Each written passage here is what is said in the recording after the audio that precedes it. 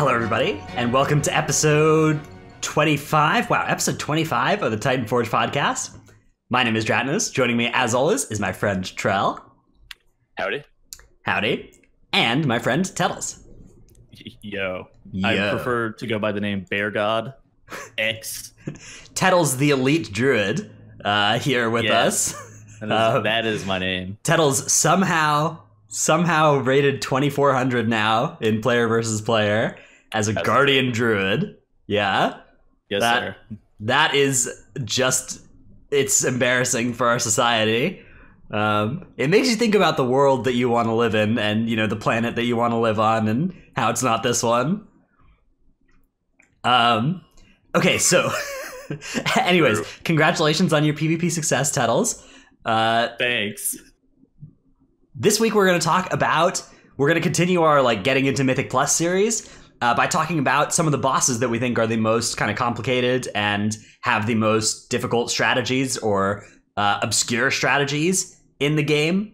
So we've picked out 10 or so bosses that we think are uniquely interesting to talk about. This is kind of we're kind of revamping our series. We used to do these dungeon by dungeon episodes, but those ones were, I don't know, pretty thick and pretty in-depth in one place, and they sort of dragged on. So instead we're kind of moving the in-depth episode to we're just going to cover bosses and, you know, move from boss to boss, and hopefully that'll keep it nice and interesting. And there should be something for everybody here, because most of these bosses, I would wager that even people here are going to learn something new about some of the bosses. Like even hosts are going to be learning new things about some of these bosses from the vast wealth of knowledge that other folks have picked up on these bosses.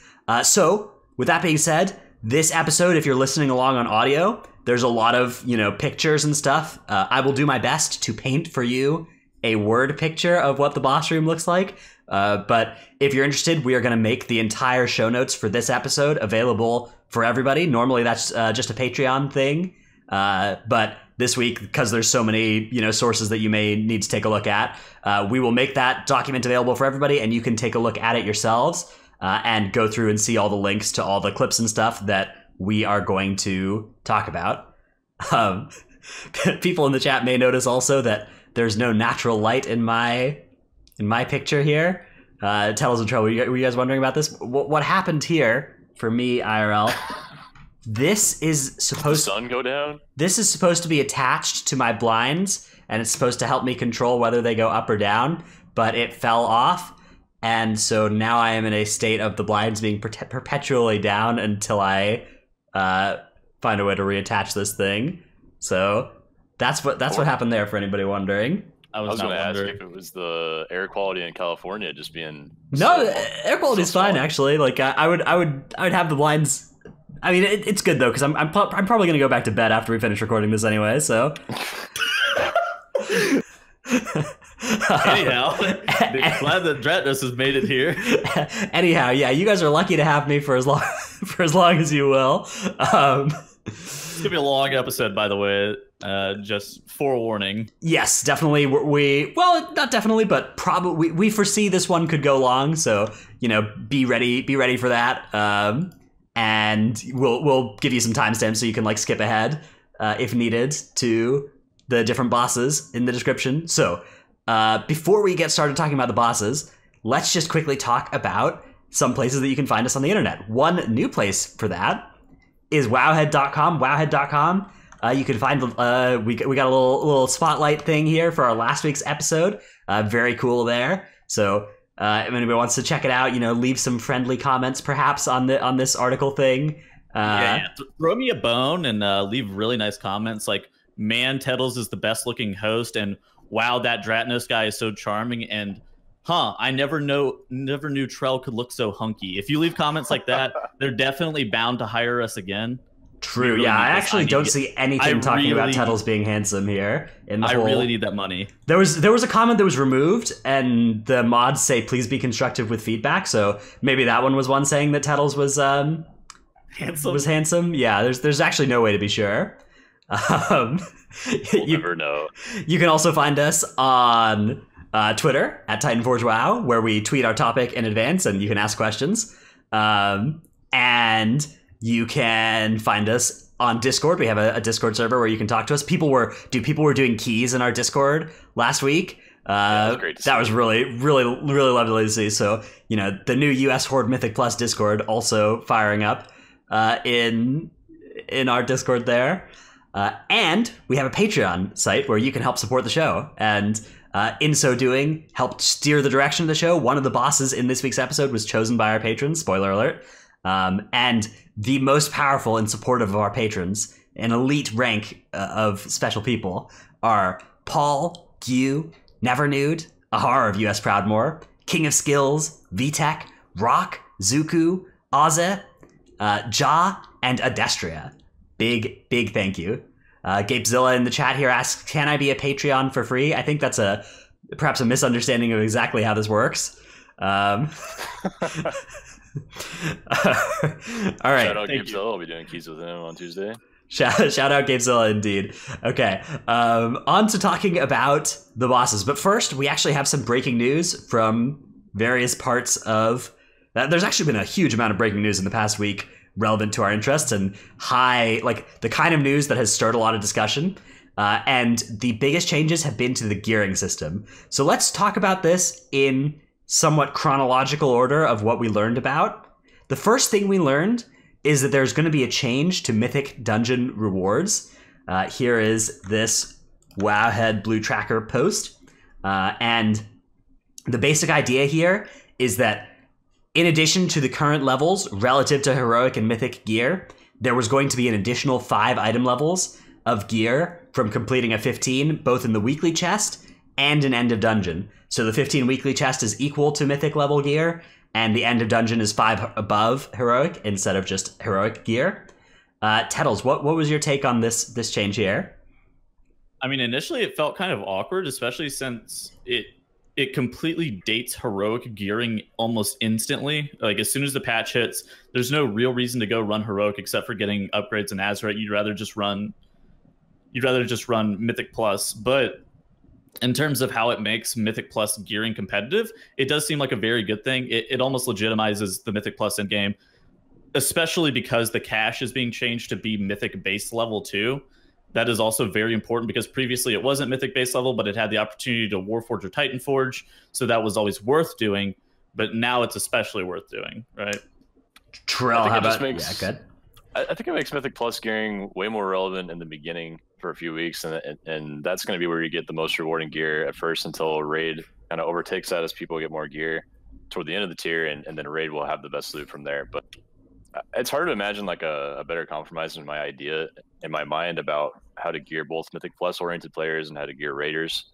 I know it's hard for both sides of the player base to decide to do the other content against their will to get gear, and so I think they're just trying to find a good balance of how to do that. Yeah, I think that like Mythic Plus is going to be required for Raiders in the first couple weeks of this patch, which it usually is. Usually Mythic Plus is something that you'll catch Raiders spamming the first couple weeks. And with the removal of Titanforging, I think that the removal of Titanforging from End of Dungeon chest is generally going to offset and probably be a bigger effect than this change. I think that like the amount of relevant gear you'll get from doing a 15 will be close to 0 instead of having a chance of being high. Right now, anytime you do a dungeon, you at least can Titanforge something. But I think that once you have Mythic gear, you're not going to have much incentive at all to actually, like, you're not going to have a gear-related incentive to do keys. Right now, there's at least that Titanforge chance. So, I don't know, it's interesting. I think there's too many sources of gear and not enough of them are actually like relevant. I feel like there should be fewer sources of gear that are, and then just like make all of the sources of gear very relevant.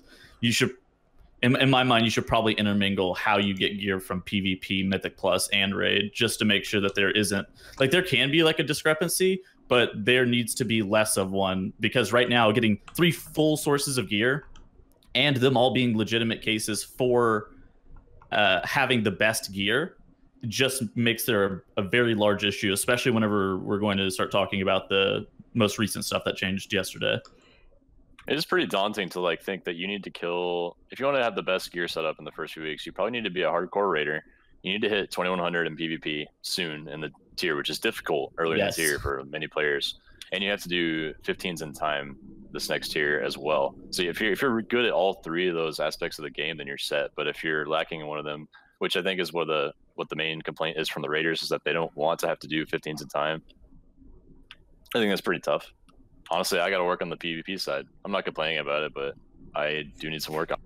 You're not going to hit 2100 the first week. You're like 2100 the first week requires you to queue into rank 1 players and actually be beating them. It is very, very rough.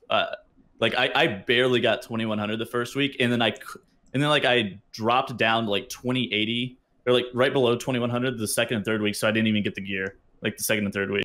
It is insanely hard. Nice little brag slipped in there. You're not gonna get 2100, Trell. I got 2100 the first week, but you're not gonna be able to do it. That's being realistic. No, it's stupid because Trell is like world class at Mythic Plus, but just the fact that you need to do PvP at a level to be able to get gear as well is very dumb.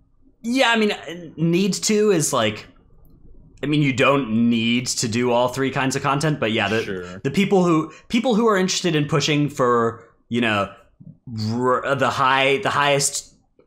highest few hundred people in the world in each discipline are probably going to want to be at, the highest gear level in all three, and that is definitely a challenge. And I think, there are portions of the player base that would be well served by not feeling hugely incentivized to do other forms of content. I think that there's a type of player that only wants to do Mythic Plus, and that player has sometimes had a patch where they can be pretty close to fully geared for Mythic Plus, and this doesn't look like it's going to be one of them. It is what it is. I prefer not to do PvP as part of my time spent after work, but I've been doing 2s on 6 different specs the last few weeks to get my essences, so thanks. Yeah, the essence grind is like a little bit less skill intensive and a little bit more time intensive on most of these things. Whereas the first couple weeks, like actually getting to 2100, definitely skill intensive. Anyways, I think we're all fairly happy with the direction of 15s giving better loot than 10s. I think that almost everybody agrees that's a change in a good direction. I do think that it's a small magnitude change, though. Like 5 item levels on both of those things is fairly small, not like a huge change. And I think offset by Titanforging, because the corruption system, like yes, spamming M+ to get good corruptions is going to be good, but you only have so many pieces of your gear that you can actually wear corrupted on. It's unclear how much of a budget you have for those. And a couple of good raid corrupted pieces, and you won't need them from M+ either. Okay, other loot changes that we've heard about. This one's pretty big. The last 2 bosses of Ny'alotha drop 10 item levels better than the first 10. That's something that we've learned about recently as well. This is on all difficulties, so notably here, like Heroic, the last 2 bosses, is only 5 eye levels below Mythic of the first 10. And Mythic of the last 2 is the only source in the game, as far as we can tell, of item level 485 loot. That's the only way to get these. Tettles, what's your take on this change here? Okay, so like for Raiders, this is fine. Like it doesn't really matter, especially since the tier is going to drag on for so long. I'm actually okay with you being able to get 485 Azerite and 485 gear. It's into the expansion. You're going to have like 8 months to be able to kill the bosses. You're probably going to be able to get as much 485 loot as you really want, if you want to dedicate the time to be a cutting edge raider, right? However, for other aspects of the game, like PvP and Mythic Plus, we've already seen the cross-pollination of gear poorly affect those aspects of the game. I know for PvP for a while, everybody was running Diamond Lace Refracting Prism Trinket. Yeah. That was always fun. Getaku is always the most frustrating ass weapon to play against as well. It's just like, or Trident from Trident, like Voidstone, the Unot loot. Yeah, exactly. So the 485s themselves are fine, but the issue is that they come solely from Raid, and there's no way to be able to get it from any other aspect of the game. In addition to that, there's just some gear that's not apparent at 485 for some classes. I don't have a weapon that I can use, but there's an sword. I just can't wear a sword for lore reasons. Yeah, so this is a problem with it for sure. There are only a few items here that, like, of the powerful weapons that we've heard about, some of them are off the last 2 bosses and some of them are off the first 10. So if your spec's good Azerite or good weapons are coming off the last 2 bosses, I think you're in a great spot compared to if they're coming off, say, like if your spec best items are from the 10th boss out of the 12, you're really getting the worst of all worlds. Like, that boss is not going to be quick to get to on Mythic Farm, and you can't get pseudo-mythic gear from Heroic on it. And at the end of the patch, after a couple months when everything's on Mythic Farm, you're 10 item levels behind whoever gets all their good items from Carapace and N'Zoth, the Corruptor. So that is going to be an effect that I think is not going to be fun if you are one of those specs that your weapon does not come off of these last 2 bosses, or if you're one of the specs where you're Azerite, like you really want one of the pieces of Azerite that's from the first 10 bosses and not the last 2 bosses. Yeah, I see that as pretty unfair to a lot of specs, to be honest. I hope they fix something about that. I also want to say, I think this is a good change for many of the hardcore raiders that have wanted more rewards for the last 2 bosses for a long time. This is going to make them really happy, and hopefully they can just make it a little more fair for everyone else as well. I think that the last 2 bosses having a higher reward is reasonable, actually. Like, I think that's cool. The way that I would do it if I was in charge here is I would just make them drop tokens that upgrade any Ny'alotha gear by 10 eye levels. And then you can just, that removes the whole, like, spec problem of, hey, you know, my Abyss weapon is from an earlier boss. So if N'Zoth just dropped, like, N'Zoth's glowy tentacle, and you can just bequeath that onto your existing gear. God, I love personal loot, man. Hell yeah. Yeah, and you're trying really hard to find as many of N'Zoth's glowy tentacles as you can. Anyway, yeah, it's rough because there's no like clear-cut solution to be able to equalize all the sources of gear and make them all fair without forcing other people to do content that they don't want to do, right? Yeah, I mean, like, the last 2 bosses being prestigious and dropping great items, I think is cool. And I think the 10 item levels off the last 2 bosses of Mythic Raid being unique source is kind of cool. I don't know about the other difficulties. Like, I don't know if giving pseudo mythic gear from the last 2 bosses on Heroic is really going to be like a good effect in the game, because it means for your alts, like, if you happen to be playing an alt that needs loot from the last 2 bosses, it's so good for you. You just spam Heroic the last couple bosses and you're, you know, mythic gear. You got your mythic weapons basically. So yeah, I mean, it is going to be good for Heroic sales, I guess, so the last 2 bosses, because there's a now pretty great gear incentive to do those. Okay, one other piece of information that is directly relevant to this is Azerite armor. Azerite armor, we've learned that every single piece of Ny'alotha Raid Azerite armor is going to have a specific trait. So the way this is on the inner ring is always going to have this one trait that is handpicked for your spec. So Blizzard has selected, they may not actually be your best trait, but for some specs it is your best trait. Stuff like Festermite, Furious Gaze, you know, you're fairly happy to see 3 of these on your items. But some specs are getting stuff like Soaring Shield, Depth of Shadows, Nothing Personal, stuff that you only want 1 trait of. Excuse me.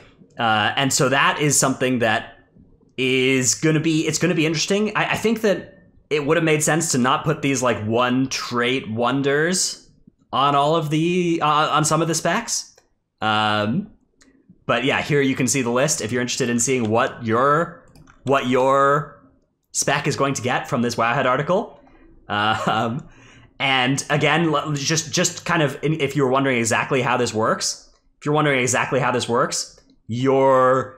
this is going to play is, actually, it looks like it can go on the outer ring also, but it's guaranteed to have that trait somewhere on it. So it could be on the inner ring or the outer ring, which means you can still get various combinations of traits. Although again, there's only a couple Azerite pieces, and of your Azerite pieces, some of them drop from N'Zoth or Carapace and N'Zoth, so those are 10 item levels better. So that's going to factor into your calculations as to what you should go for, which is fun. So, what do you think of this change, Settles? Trell? Sorry, I'll go. I think they missed the mark a little bit on some of these traits. Part of it is just a balance problem in Azerite traits. Like Blood Decay's best trait, I think, is Overwhelming Power, which is not even a tier 1 or tier 2. And like, how do you balance around that if that's the case? But at least they tried to target the best traits to the best of their ability. Give them some credit. You nerf overwhelming power, so it's not better than your best trait. Dude, that trait is bananas. But dude, so many specs would actually choose overwhelming power. That's actually one of the hidden nerfs to being a hybrid spec as well. Is that on some of your gear, overwhelming power gets turned into like some dumb healer or tank trait. Like I was playing my Demon Hunter and I got a Goraktol's Mantle and I was like, oh yeah, this is an overwhelming power piece, but it's not an overwhelming power piece if you're a Demon Hunter because it's got some stupid tank trait on that spot instead. Did you know that overwhelming power Shadow Priest's second best trait? Yeah, that doesn't surprise me. It's getting worse and worse every tier. Like that trait is just so good. Mm-hmm. Well, worse and worse for the other traits compared to overwhelming power. That is. Yeah. If my idea for this one again. Sort of similar to my idea for the last one, and maybe not something Blizzard would implement because it's a player choice and everything, is I would just make it so you can choose your Azerite. Like, could you imagine if there was just like some empty slots where you could put whatever you wanted in your Azerite from all of the class traits on the Nihilotha raid gear? Like, wouldn't that be really powerful and cool? And it's the end of the expansion. Like, isn't that what they're supposed to give us? That would be nice. I don't know how I feel about that. For a lot of specs, it would be the same, right? Like that's effectively what you're getting for the good specs of this, right? Like Windwalker, Open Palm Strikes, that's exactly what they would just put in if they could choose. But some specs here that have more complicated Azerite situations are basically getting screwed compared to the specs that have an easy best in slot trait that Blizzard has correctly identified. Yeah, I don't know. It's just an issue with Azerite. The whole entire Azerite system has been kind of a flop, the whole entire expansion, to be fair. And it makes... it's way worse than Legendaries. You remember they were created to replace Legendaries? They're so much worse. Yeah, it's, one of the nice things is we kind of know what's coming in Shadowlands, so we know that we're almost through this, right? This is like when you're... I don't know if you guys ever work out. I do it like once every couple of years, but sometimes you're just in this workout and you realize you're like a little more than halfway through and you're on you can see the light at the end of the tunnel. That's kind of where we are now. It's like, there's a little bit longer and then it's going to be Shadowlands and we're going to be buff and feel great. And that's my analogy for the time, for the times we're in. Yeah, Moving so on. When you're doing a run outside or on a treadmill, halfway through, you feel a lot better because you get a second win. You realize you're gonna make it. Right, exactly. So like we even though Azerite sucks, it's like this is the end. This is the end for Azerite, right? Like it's going away. Okay. Anyways, that's gearing system changes. All in all, I think that the gearing is going to be quite different this patch than it has been the rest of the expansion. We'll get to continue to see some of the wonderful effects of personal loot over Master Looter. I think especially with Titanforge gone, there's going to be even fewer situations where you'll be able to trade items that you might want to be able to trade away. So that's going to be a fun thing to deal with in Raid also. Let's move on to our main topic of the different bosses in Mythic Plus and the tips we have for how to deal with those. But first, it's time for our Tip of the Week segment. Tell us, what is your Tip of the Week? Next week is Push Week. Cancel Thanksgiving.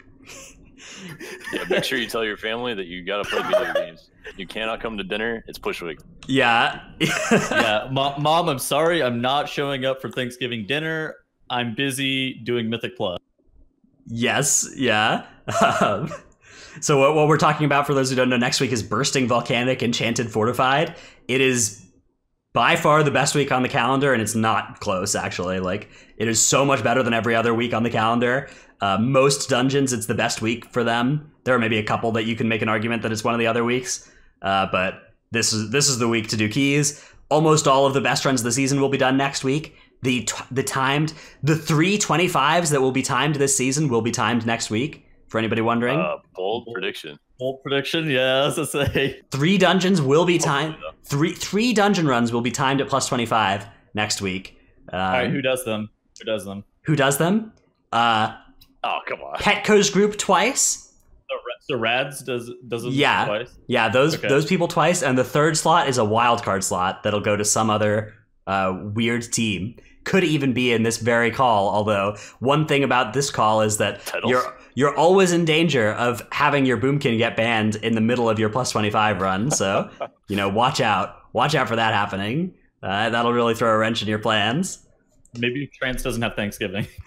Yeah, it's gonna suck for people that have holiday plans. I don't know. I think in general, people are gonna have more free time this week than they otherwise would because they have time off work. So people that are really interested in pushing keys are probably gonna be. It's probably really good that it lines up with a holiday in North America for them. Imagine having a job. Yeah, Blizzard did Titanforge me some extra playtime by giving me Thanksgiving week, so I get 2 days off work. Mm-hmm. Okay, my tip of the week is that next week is also the PvE Brawl, the Brawl Comp Stomp. Now, if you are still working on your Blood of the Enemy, if you couldn't quite get there in Battleground bonus week, the PvE Brawl is slower but easier than actually PvPing. If you're somebody who you kept losing Battlegrounds like me because you're very bad at Battlegrounds and the fact that you were on your team was like an anchor holding your team back from winning, next week is going to be a way that you might have an easier time getting it, and you can keep queuing up. You can queue up comp stomps without very much effort at all. You can do it while doing other stuff very easily. So keep working on those Blood of the Enemies because we might need them next patch. And again, even if you're a spec that doesn't use Blood of the Enemy now, next patch there's crit corruption that's probably going to make it more valuable than it currently is. So be on the lookout. Okay, Trell, what is your tip of the week? My tip is if you're a tank player, you should mark yourself as a tank in Raids or Mythic Plus. It can only be helpful for your party or your raid team to know where you are, what you're doing, where the frontal cleaves are going to be, how to help you out with Ring of Peace or other targeted spells, stuff like that. Yeah, absolutely. I think marking... you can make an argument for even marking more than just the tank, but definitely at least the tank should be marked in your group. Different groups have different marks for this, and sometimes you'll find partisans who have a strong opinion about which marks should and shouldn't be used. So, Yeah, you should definitely, in Mythic Plus these days, you should definitely check who has auto marker weak auras and make sure you choose a mark that's not in their selection of marks because they'll just overwrite your mark every pull, and it's really, really annoying, especially when they don't tell you they're using the weak aura, and then you're like, where's my mark? One thing you can just do is bind to all of your abilities. You can just macro in marking yourself with the same thing. It's like Tiger Palm, mark myself square. Keg Smash, mark myself square. All in a macro. That seems so worthless, but okay. And then some poor rogue that has their focus macro as square gets screwed over every pull. Yeah. That's another bonus tip is you can set up a macro that both marks and focuses something at the same time. Okay, let's move on to our main topic this week. We are going to talk about several bosses. Starting off, we have Yazma in Ataldazar, the last boss of Ataldazar. Yazma's a boss that the main thing that gets people on this boss fight is spiders. I don't know, Trell, if you were watching, but me and Tettles did this boss yesterday, and 5 people died to spiders. Now, 4 of it was... No. 4 of it was maybe the same person. It was not me. It was not me, man. I absolutely lived the whole boss. No, we were pugging into Taltzar, and we used 2 onks and 3 battle reses on Yazma. It was nice. So the spiders, those can get you. Those can get you at different times, of course, but with a good strategy, this boss fight is a lot easier. Trell, what would you say as a tank is the thing that you have the most control over on this boss fight? Definitely the boss positioning. You don't have control over your party members. They kind of force you to move certain ways sometimes, especially if they're in different directions, which can be very bad. But you do have control over the boss most of the time, unless she stops to cast. Try to take her in a tight circle around the middle-ish area of the room. I think we have a graphic for it, right? We do, yeah. So graphic now up on the screen here. This is our... The Titanforge approved strategy for Yazma is what we call a 2-spot Soul Rend strategy. There are more than this. You can do a 3-spot or even a 4-spot strategy. Some groups like to do what we call this King's Rest up here in the top right, where the chest spawns at the end of Ataldazar and where the instance portal is to King's Rest out in the world, and then the stairs.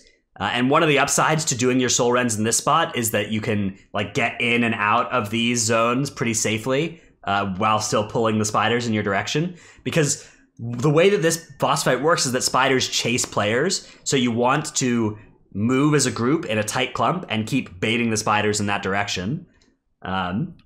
Yeah, and if you see the soul rend spot in the back on the stairs is extra good because you can jump off the stairs after you drop the spirits, and then all the spiders can't path directly to you. They have to go down the stairs and around back toward the group. Yeah, it slows all the spiders down, groups them up even more, it's really ideal. It's super safe. It's super safe as well because you can jump up onto the banister and you're just completely unkillable while you're up there for a little bit.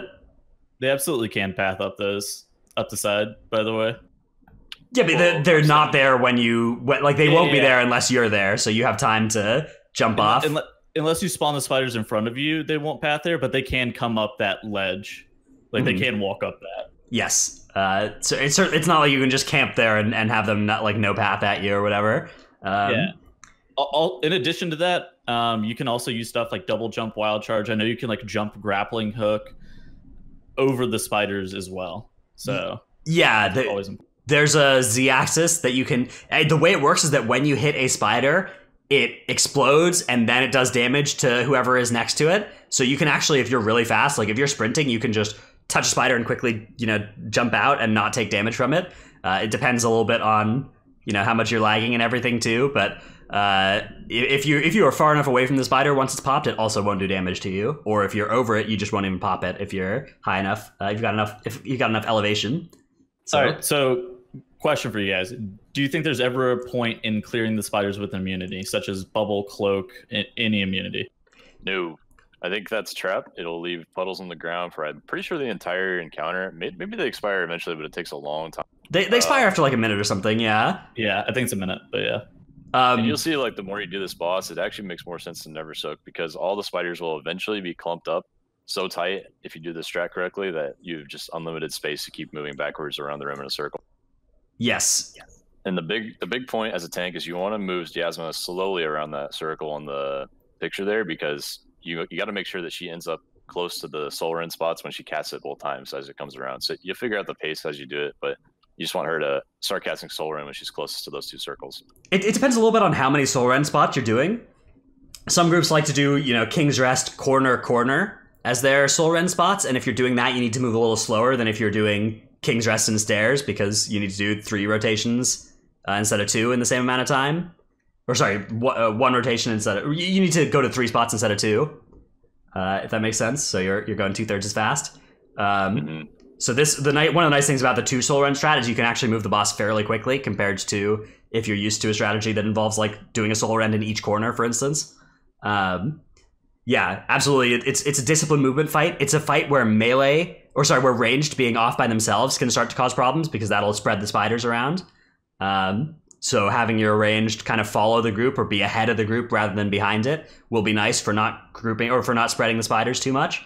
And yeah, if you immune soak spiders, you create less ground than you would if you didn't soak them generally. When I will immune soak them is if I need to immune to run back to the boss and I'm gonna hit a spider anyways, then I'll just hit a couple more because I'm already denying space on the ground. Or if there's already a spider that's been hit and there's already some dead ground next to it, then sure, you can soak some more next to it. But the thing is, you don't really reduce the threat. 10 spiders versus 30 spiders, there's not really a difference between a group of 10 spiders and a group of 30 spiders in terms of how much room they take up. So you don't want to turn a group of 30 spiders into a group of 10 spiders plus huge void zones on the ground. That's just less space than 30 spiders. So that's the reason that we would generally advise not soaking with an immunity. It's something you'll see in pugs a lot though, and it's not a huge deal. I wouldn't yell at your pug or whatever if try and not have them cloak and soak spiders, but it's a fairly common behavior if you're pugging keys. So be ready for people to do it, I guess. Let's take a look at this clip from Trell or from Tettles here of how exactly to move this boss fight. You can see this in action. I mean, realistically, you're just trying to make sure that the spiders are all clumped up, and you can actually see in the clip how clumped up the spiders are. Whenever they get big, they obviously fixate on players, then they start moving across the room towards you, and just to make sure that you're constantly moving. The spiders will also spawn near to you, not right on top of you, but close enough to where you'll have to do a decently sized move, and that's the advantage of doing this 2 soul rend strategy that we've been talking about, is the fact that you are able to move pretty big just whenever you would like to be able to position the boss a little bit easier. Yeah, one thing you also want to do is keep the boss fairly close to the existing clump of spiders, because you want to keep spawning the spiders fairly close to where there are already spiders. So if you move the boss in big moves, then you'll start building up 2 separate spider clumps across the room, that is worse than having there be 1 clump of spiders for fairly obvious reasons. What's the deal with kicking the boss here on this fight as a tank, Trell? Yeah, I was about to mention that's the last mechanic we haven't talked about. The Racking Pain cast often happens. Well, it's spell queued, so sometimes it'll happen right after she casts Soul Rend, or shortly after that, a few seconds later. And a lot of times that overlaps with her not moving twice in a row for casts. So you have to be ready to kick the boss, especially if you have just a melee ranged kick, which I think 4 out of the tanks have a melee kick. 2 tanks have a ranged kick. So you have to position yourself with the group as the spiders move, and then move to another spot on the boss so that you have a free space to kick her. I often have to do that to be able to safely kick without getting one shot by spiders. Yeah, you can call for a ranged kick as well if you're in a spot where you need to, like, you can't be under boss because there's just actually spiders in 360 degrees around it. That's when Tidesage Solar Beam comes in handy, and you can call for that. Just make sure that you, like, it'll almost always cast after each Soul Rend cast, so you need to make sure that Tidesage knows he's going to have to Solar Beam. You don't try and call it with a second left on the cast, like I may have yesterday. Yeah, yes. you calling it at the literal last moment. I'm just like, what? I need to kick? Gabe Zilla would have kicked it, man. I usually just tell my group I can't get this one, and then either the Demon Hunter or the Boomkin gets it. Usually, it does depend on your comp. If you're an all melee kick comp, then it's obviously tough. The tank has a lot more responsibility of being in range of the boss. Although sometimes somebody can make a hero move, and like that's a time to use your cloak, for instance. Cloak and run and kick the boss, and if you hit a couple spiders, okay, at least the cast didn't go off. Spiders actually do explode. If somebody actually hits them, they will explode in a radius around them, and you can actually collateral multiple people even if they didn't get hit. Yeah, as well. If somebody is next to a spider, do not cloak soak it or whatever, like that, they will die. Okay, that is Yazma, last boss of Taldazar.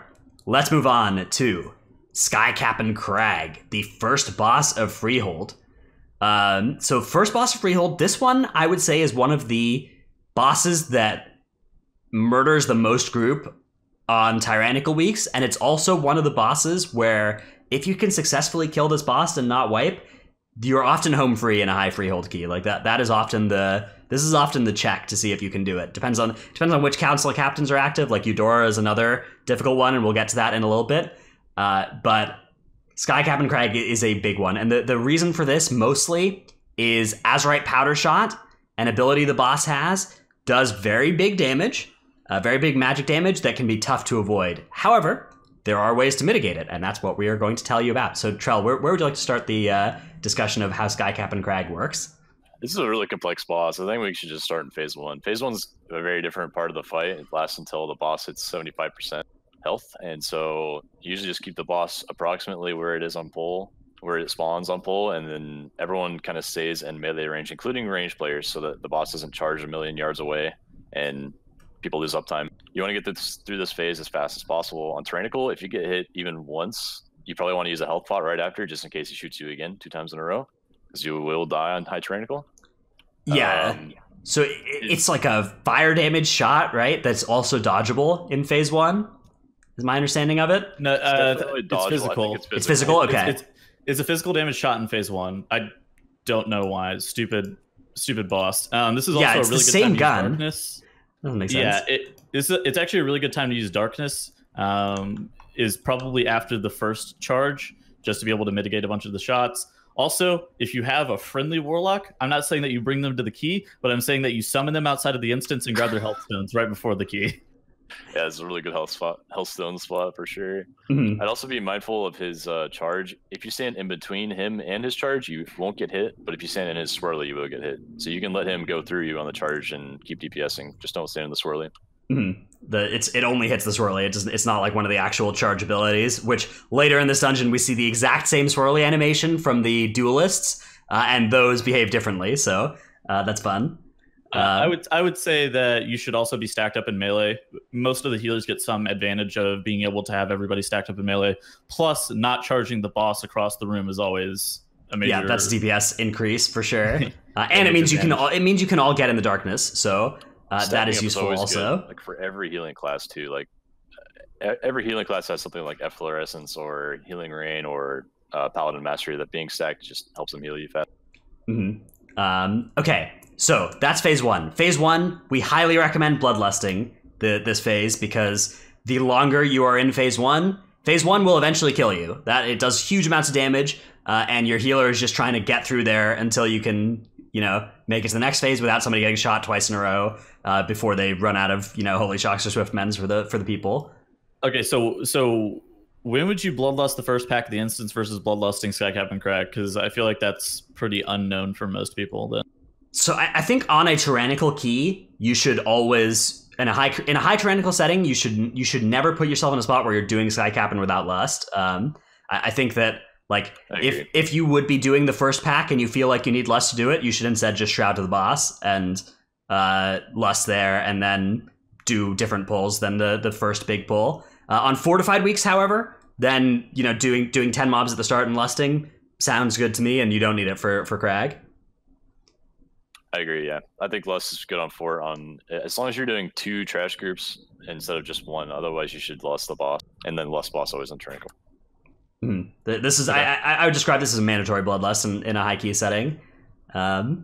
Anyways, let's move on to talking about after phase 1 ends. So this is a part that I think a lot of people don't know exactly how the boss fight works. Skycap'n Kragg jumps off Sharkbait. Sharkbait starts flying around the room in circles and pooping on people.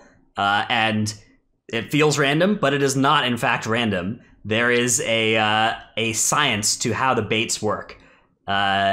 So Tettles, what resource would you like us to take a look at first here? We've got a diagram, we've got some videos. I guess we could just pull the video and I'll just talk about it just a little bit. Okay, so basically, in a typical situation, the bird will do 2 vile bombardments on the nearest player. You can the bird also always moves clockwise around the room after it does its charge. You can actually look up and you can look at the bird if you're not really aware of where the 2 bombardments are. But once you do this boss enough, you will have a pretty clear idea of where this bird is going to be positioned after it does its charge. And then if you are the ranged player, you also need to make sure that you're not walking too close to the boss, because if you get shot while the vile bombardment hits you, you're probably just going to instantly die. And once you get on a higher level, if you get shot period, you're just going to die. So you have to be really, really careful. But you also don't want the baits in melee, because that will also kill your melee or make them not have enough room to be able to do anything with. Yeah, so if you watch here, you can see the Sharkbait flies around and always poops on the player closest to Sharkbait, which... Yeah, he snapshots the closest player. The moment he needs to cast Vile Bombardment, he'll choose the closest player and put it where their location will. So you can see Sharkbait. If you look up in the sky, you can see exactly where it's going. Or it always goes in this clockwise direction, so you can know where it's going to go, and it always starts its pattern at the end of its charge. So a good healer can keep in mind exactly where the boss is without actually having to look up and see it every time. Okay, and there's also something weird about the charge. The charge doesn't always go in the same spot, but sometimes it can get locked to where it's crossing the room at the exact same point. Ideally, you would like the charge to start a little bit left of where your melee stack is, to where you're going to get the bombardments in a safe spot where you can actually bait both of them, and then it will charge across again. You can just bait across. That would be the ideal situation. However, if there's other poor stuff occurring, then you're going to need to be all right, melee has to bait this one, or you have to call for a tank bait or something like that. Maybe you use a completely different spot, like Dratnos is showing on the screen right there. If you get a vile bombardment in melee, sometimes you have to just literally move the boss to a different bait spot. Yeah, so generally in a high key setting, you'll tank the boss in one of these 2 places because you want your melee to have access to a spot where they can line of sight the Azurite Powder Shot. And we haven't really talked about this, but Azurite Powder Shot, 30-yard range ability. It picks somebody, and 0.5 seconds later, it murders them if they're within 30 yards, unless they're the tank or they popped a big defensive or something. So one thing it won't do is pick somebody who's out of line of sight of the boss. And we have line of sight spots available in the room here. You can see both of the areas where Skycap'n is. There are line of sight little planks that the melee can stand behind. So when the boss is about to shoot, melee can either use a defensive or hide behind the line of sight spot. You can see here's what the line of sight spots look like. Here's what it looks like to be behind the line of sight spots relative to Kragg in one of the positions. And in the other position, these are the other spots where you can get behind it's just the wooden parts of the ship. And you can get behind there. And all of your melee needs to be ready to be targeted with a shot. If you are targeted with a shot and you are not behind line of sight or have a defensive popped, and you're not 30 yards away, you're dead. You're just gonna die in high key, and that's this that's is bad. by far the most obscure interaction I've ever seen too. If he's actually trying to cast it on you while you're line of sight, he will continuously queue up his Azerite powder shot too. So he actually does it every single time, like Bigwigs will say, but you'll see him, he'll like withdraw his pistol and like put it back and then withdraw it again. That just means he's like queuing it on somebody who's line of sight. So he has to keep queuing it up until he shoots at somebody who's in line of him, whether it be the tank, the healer, ranged, or whatever. Yeah. So you have to watch and you have to literally wait for it to come out. And this can be a big problem. Like if you're a rogue and you're like as a rogue, I'll alternate between fainting and hiding in most keys in this thing. So because feint isn't a long enough cooldown to cover this shot. But if I feint and the boss then doesn't shoot when the timer says he's gonna because other people are line of sighting, I need to watch. And when my feint runs out, if the boss hasn't shot yet, I need to hide also until the shoot goes through. Okay. So something else too. Protection warriors can also run a talent called Safeguard. And if they are elite level gamers, they can actually do a target of target safeguard off this boss and be able to safeguard you with like a very short window's notice. Probably not recommended. Probably not recommended, but it is something that can be done. And it's 100% reliable. Sure. If they spam that keybind, that it's going to work, because the way it works is Skycap'n Kragg is going to be targeting them until he targets somebody to shoot. And so if they're spamming a macro that casts intervene at the target of their target, it's not going to be a legal target until Skycap'n Kragg has picked somebody else to shoot, and then they'll immediately intervene that person. So you're spamming this macro that casts intervene at the target of your target, and then it will save your melee if they get targeted here. So that's one option. I think the easier way to do it, if you're just looking into doing that in high keys, is you choose the most likely player to die and you safeguard them on cooldown. It's right before a shot comes out, so you alternate with the rogue. Like they're going to feint one, you're going to safeguard them for the next one, then they'll feint the third one, then you'll safeguard the fourth one, because you always have a charge up for that. The target macro is really good, but the melee have to be standing so close to the boss that it doesn't make you actually move your character, so that you don't actually get two people hit by the shot instead of just one. It's pretty complicated. Yeah, it is a strategy that has been used. Like I think the top runs of this dungeon in season 2 were done with warriors using this strat. But it's definitely possible to not use it as well. It frees up being a little bit less reliant on the line of sight spots, which is nice too, because again, sometimes those do get polluted. Sometimes Sharkbait does weird stuff. Usually what'll happen, a good ranged or healer will notice that Sharkbait is about to poop on melee and will call out that like, hey, you know, Sharkbait is over you guys, and I can't come in and bait because he's about to do a powder shot or whatever. So somebody in melee is going to have to jump away from the boss for a little bit and bait the poop away from the safe spots you need. But I don't know, sometimes stuff goes wrong and you get poop in melee, and things go bad. Does happen. Yeah. Also, it's worth noting that this strat is only a thing because the cast on the boss is a 0.5 second cast, which largely is not a thing in BFA anymore. That was a big thing in Legion, where there's just super fast one-shot abilities and you have to be really ready for them. Like the last boss in Darkheart Thicket was comparable to this. So if Blizzard finally decided to give us a break and say make it a 1 second cast, then people could use their GCD to live as the shot was going to hit them, instead of having to plan for every single possible cast and LOS them all. But one can only hope. Yeah, all of the strategy for this is because it's such a short cast, 0.5 seconds. And if you are a genius gamer god, you can just stand out and only feint if you get targeted. It's just you have 0.5 seconds to react. So good luck. Sometimes I'll also see demon hunters or whatever. They'll literally run at range and then just like be able to jump back, like fell rush back in, because they effectively have the exact same downtime, but they had the mobility to be able to get out and get back in, and Kragg won't queue up his ability for 10,000 years. Yeah, because it's better to be out of range than out of line of sight, because if you're out of range, the boss will try and shoot and will miss, instead of queuing up the shot and just not shooting for a while. So definitely a good thing to do for demon hunters when they, instead of line of sighting, if they have their fell rush charges ready, because they can just do it as fast.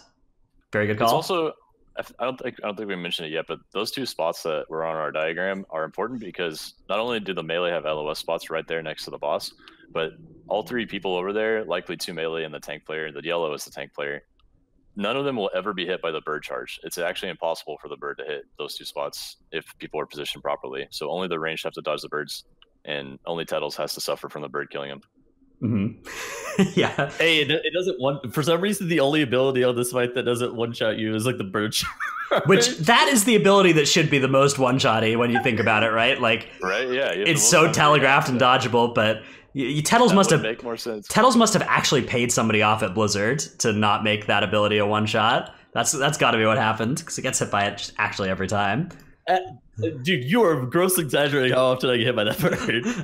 All right, let's move on here to the next of our bosses, which is the Council o' Captains.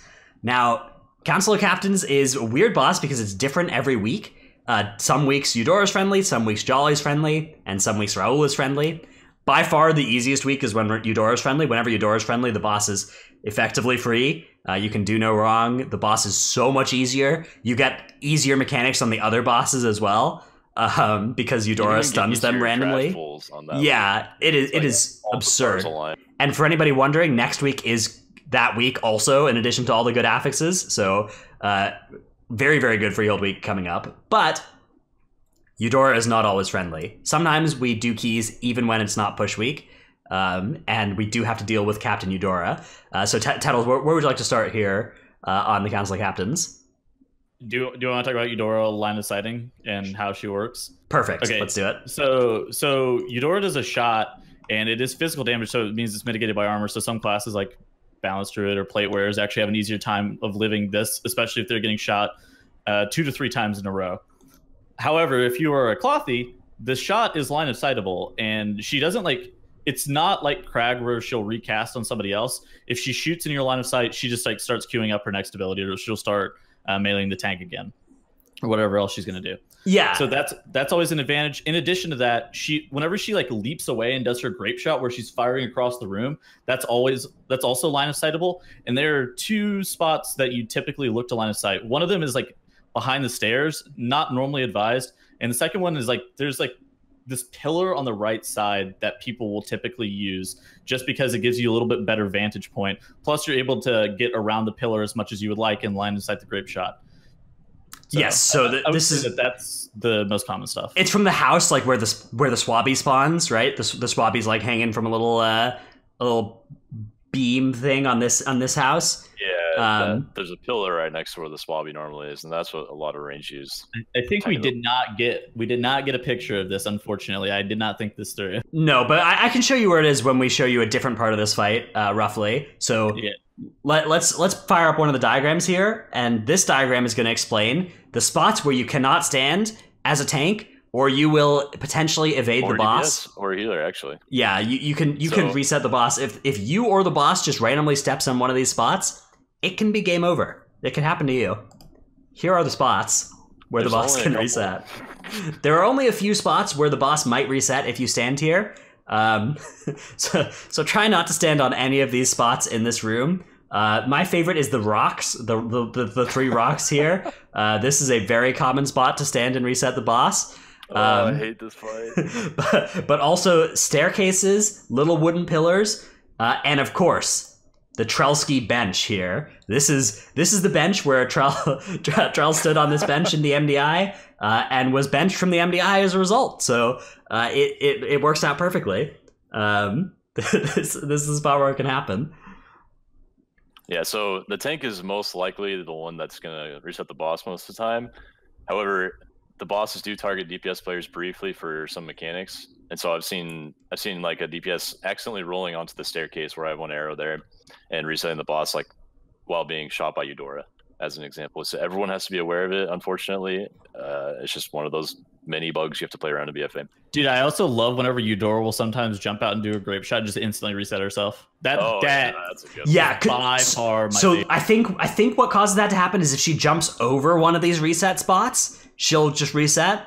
If she's standing, over here and she jumps over this rock to get to this grape shot position, it's just boss resets. Yeah, make sure as a tank you're constantly not only keeping threat and staying alive on the boss, but also doing a high level geometry to make sure that she's never in the wrong angle to cross the rock when she.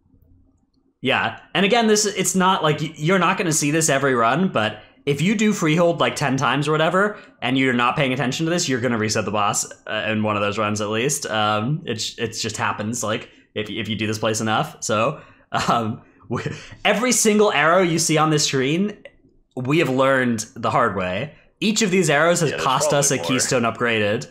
And there are certainly more, yeah. So you know what I also love? Whenever you're standing on top of that ledge during Jolly and Raw weeks, and you accidentally pull, like, if you accidentally rip thread off your tank, you just instantly reset the boss too. Yeah, that's why we have an arrow up here as well. Yeah, I have an arrow up there. So this spot up here is a spot where ranged will stand on some weeks, and we have some footage here of Tettles hanging out up here. What about whenever the tank gets knocked on top of that little gazebo area? Yeah, because he got hit by the barrel smash, and the boss also instantly resets. Also bad. Yeah. Anytime your tank gets knocked on this fight, there's always just a collective groan from the whole group. If it's from the sword or the barrel smash, you're just like, no. The worst is like when the boss is at like one of the bosses is dead, the other boss is at 10% health, and then the tank just goes flying, and you're just like, no, please don't reset If people remember in season 1, this was even worse. All the knockbacks in this dungeon used to scale with key level. Yeah. So on higher keys, getting knocked by the whirling blade or the barrel smash would just send you into Narnia. Yeah. So the bosses. You could actually get knocked to like the last boss room if you got hit by a sword. It could happen. Okay, here is some footage of where you can stand in this boss fight. This is generally somewhere you'll only stand when Eudora. Well, I guess do you stand up here even when Eudora is active, Tettles, or is this mostly? So you can. It's basically only when so this only works whenever Jolly's active. Is the thing with it? I can stand up here whenever Eudora and Jolly are both active. I would advise against it. I'll do it sometimes because I can basically just heal myself to full whenever I want because I'm a druid. But you would normally not get enough healing to where it'd be worth. I'd rather just advise you to line if you're looking for something like that. But on good weeks like next week, this is a really great spot to stand because the boss will throw the swords up there at you and try and do cutting surge at you, and neither of those will actually. You'll need to dodge the sword spawn. That is something you will need to do. But the cutting surges, the boss will just get confused and not actually be able to do a cutting surge at you. Very powerful. Okay, we have a clip suggestion in chat here from Trans, asking us to play the Zula clip. Is this a good clip? Should we watch this one? I think it is. Yeah, I think I remember this. Okay, we'll investigate. Hang on. Vin is in this group. That's somebody I haven't seen in a while. Let's watch this clip here, real quick. My god! See what's happening here. Okay. Jolly at 10%. Every other boss dead. Jolly throws the blade. Yeah. Oh yeah, that was the old knockback. Yeah. Yep. I hated that. He's gone. He's gone, and the boss is also reset. That man. If that doesn't describe why Council Captains is frustrating, I don't think anything ever does. Yep. So that can happen to you. That can happen to you. The counterplay to this is just stay away from that whirling blade. The whirling blade is something the boss should theoretically pick up as soon as it reaches him. But in practice, sometimes he just refuses to pick up the stupid sword, and you just need to keep kiting away from it. Trell, do you have any tips for how to actually handle Jolly with the sword running at him? Yeah, I actually have a clip in there if you want to open it up. All right. So you want to stand max range away from Jolly. You want to know exactly where Jolly is. Stand max melee range from him, and let the blade come straight into him. And as it's getting into his hitbox, you need to sidestep slowly to the left or right. Yeah. So okay, we have footage here. That's the best way I've figured out how to do it. Yeah. So okay, here. So you're standing just completely still, max melee range, and then sort of side strafing until the boss, and so the boss isn't moving, and hopefully picks up the sword. Exactly, yeah. Okay. Very cool. Sometimes it doesn't work because the blade has to like path directly into the middle of the boss's hitbox, but if you do it a few times, usually you can avoid being hit altogether and soaking it quick. Yeah, absolutely. Okay. Other mechanics on this boss fight that are worth noting: when Eudora is active, you are not going to have to deal with blackout barrels from Raoul because she will stop its spell queuing by stunning it so often. The only exception to this is if the boss gets affected by a haste brew. And let's talk a little bit about the brews, because the boss randomly, the bartender will be throwing brews in the whole fight, and you can get a weak aura. We would recommend actually, picking up a weak aura that will tell you about which brews are about to be thrown. I think bigwigs and DBM have them natively. That's true. Yeah, it'll just say a text thing on your screen. It'll be like bad brew. Yeah. So there are 3 brews. There's bad brew, crit brew, and haste brew. Haste brew and crit brew you want to stand in, and you don't want the bosses to get. And Bad Brew, you really want, that's the best one actually for speeding up the boss fight, and you want to just put the bosses in it, and it'll do a huge dot to them if they take that brew. So Bad Brew scales a key level too, and I think next season it's going to chunk the bosses so hard every time they get hit by the Bad Brew. Yeah, it does like probably a good 10% of their HP now in high keys when it hits them both, and it's just a huge time gain if you can land each one. I'm really Sometimes glad it's not possible, but if you always anticipate that the brew is going to land under one of the bosses. I can't remember if it's actually only ever one boss. It'll throw it at one of the 3 bosses, I think, including the friendly one. It can. I don't know if it actually always picks the same one, but I know it sometimes targets the friendly one. So do you think that the Bad Brew scaling will be enough to offset Lord Stormsong and Shrine of the Storm not being able to be killed? Okay, maybe it always targets Raoul. We're potentially hearing. Yeah, I actually don't know for sure on that particular mechanic. I've never actually noticed, but it might. But just anticipate the brew landing under one of the bosses as you see it coming out. You don't see the swirly yet. You usually see that it's a Bad Brew first, and then you see the swirly appear. So you can kind of formulate a plan how to get both bosses into that brew and not yourself if you look at it close. Mm-hmm. Okay, other things to talk about on this boss fight? Any final things to note? Anything we missed talking about this so far? If you actually stay in combat, yes. If you stay in combat after the fight, if you pull trash or whatever, then the boss that's with you will also stay in combat and come melee people. This is actually, I would say this is kind of useful whenever Eudora is friendly because she'll come and like stun people randomly and do like 10k DPS. But you are in boss combat, so if you die, you can't release. Right. Eudora being friendly is really cool though, because she can stun bosses. So you can just stun Trothak and the last boss if you keep her to all those. That would require you chain pulling for like 10 minutes. Yeah, I mean that is a thing that you could do. Yes. Yeah, if you're interested in that, it's it's something people try from time to time, and it is powerful. Okay, that has been the bosses we picked out for Freehold, Skycap'n Kragg, and Council of Captains. A lot of, I'd say, some of the most misinformation or lack of information is about how exactly those bosses work in High Tyrannical. A lot of people don't know how to survive them, and you definitely need to like do a lot of things to beat these bosses on High Tyrannical. Okay, very non-intuitive things. Yes, really, it's like you really got to do some research to do those bosses on high keys. And one thing to check is check exactly how much damage you're going to take at the keystone level you're doing. So justhealus.com, the resource I'd recommend for just going in there, plugging in your key level and your stats and stuff, and seeing if you're going to need to use a defensive to survive Azerite Powder Shot or a Pistol Shot, created by a friend of the show, Trance Brew. Great website. Yeah, he's in chat right now. Indeed. Okay, let us move on to the Tidesage Council. This is the second, for those of you who don't know, second boss of Shrine of the Storm.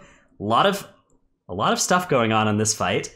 A lot of movement, a lot of intensive things here. Although there are strategies to remove a lot of the mechanics on this boss fight. Trell, what's your kind of biggest thing to think about on this fight as a tank? Probably.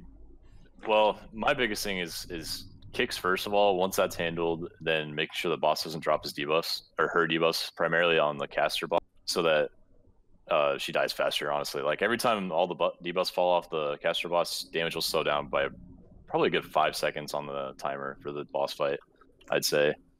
Yeah, depending on the group. I think one thing that's really worth doing is having somebody call the kicks that is often not the tank. The tank is looking at a lot of things here and is looking at like moving the bosses and positioning for the hindering cleave and stuff. So I would advise as a tank, if you're like doing a key and you've been calling kicks most of the dungeon, I would advise going into this group and saying, evade, call kicks. And hopefully you have evade in your group, and then it's really, really easy. But if you don't, you can replace that with the name of somebody else in your group, and it's also good. Range should definitely call kicks on this fight. All they do is stand on a cliff and cast their spells. That's all they have to do in this entire. So I had a good talk with Tuttles, and after that, he's been calling. Basically said call kicks, and I said okay.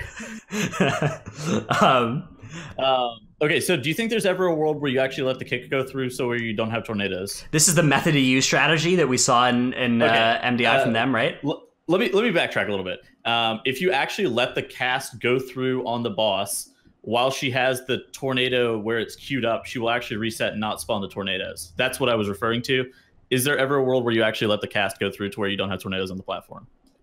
Not in cutting edge level keys. We tried We tried even letting 2 casts go, and it was a wipe, honestly.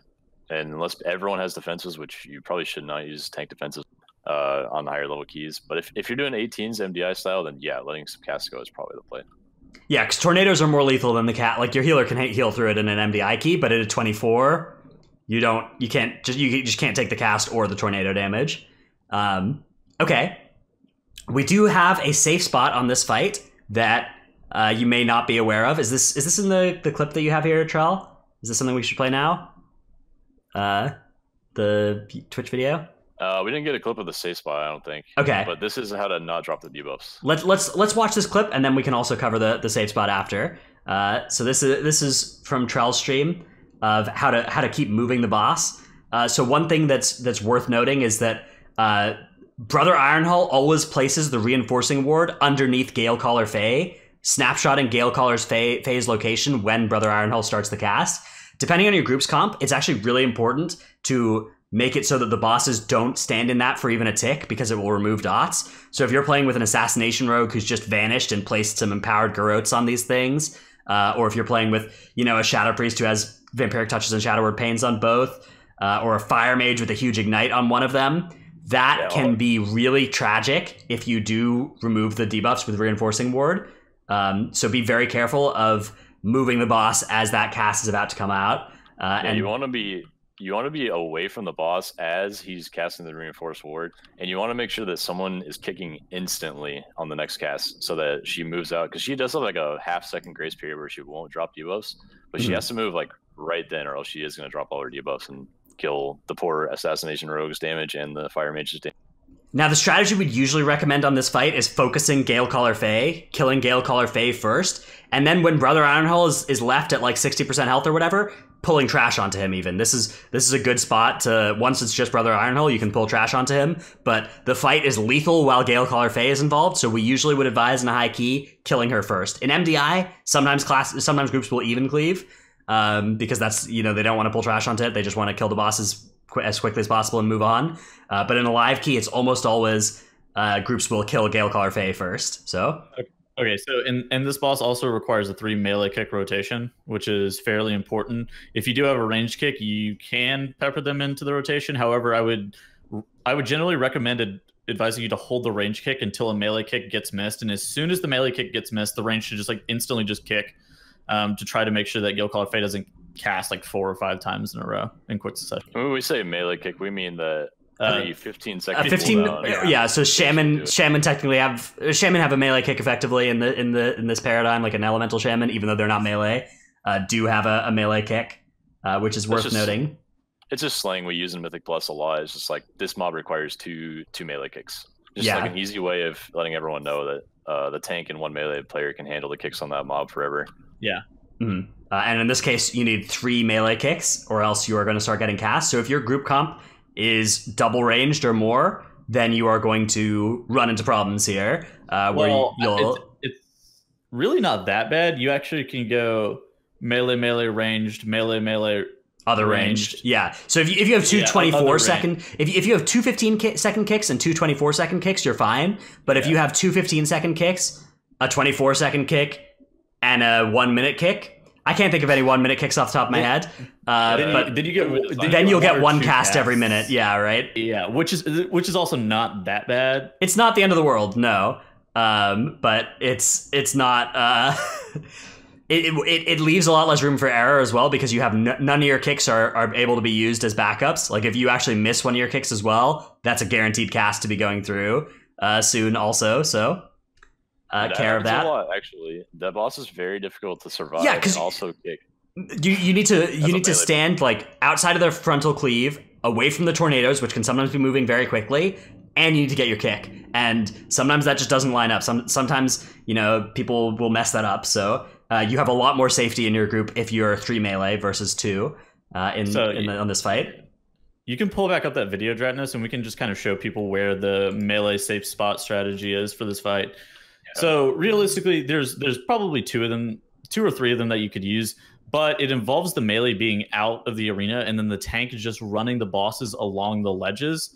Dratnos could probably just like show you where the ledges are on the screen. Yeah, so if you see where Shift is casting the mage here, all those pyroblasts are coming from, there's a way you can tank this boss where all the melee stand there as well, and you don't move the boss, and it's right next to those spots as well. We still have to move the boss. You do have to do a little bit of movement. Yeah, and it requires it's a tank intensive strategy, so it's not something that we can actually give you like a full. We don't have the resources here to actually show you the full way to do that strat. But go into Trell's stream sometime and ask him to explain it to you, or maybe we'll make even next week we'll make an addendum where we cover this topic. We'll show you how exactly to do the melee safe spot strat on this fight. But that is an option for how to handle this boss fight as well, is to do that. Otherwise, you're moving the boss around the middle of the room, and that means that you have to dodge tornadoes, which is harder on your melee DPS, probably a little easier on your tank than managing that melee safe spot.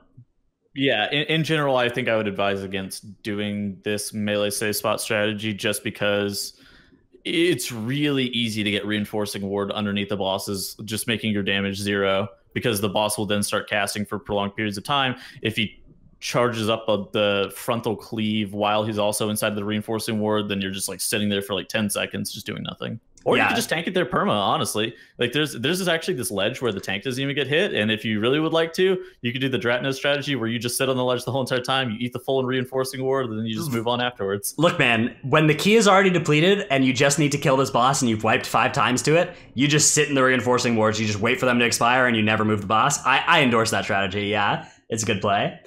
True. You think it's a good pug strat?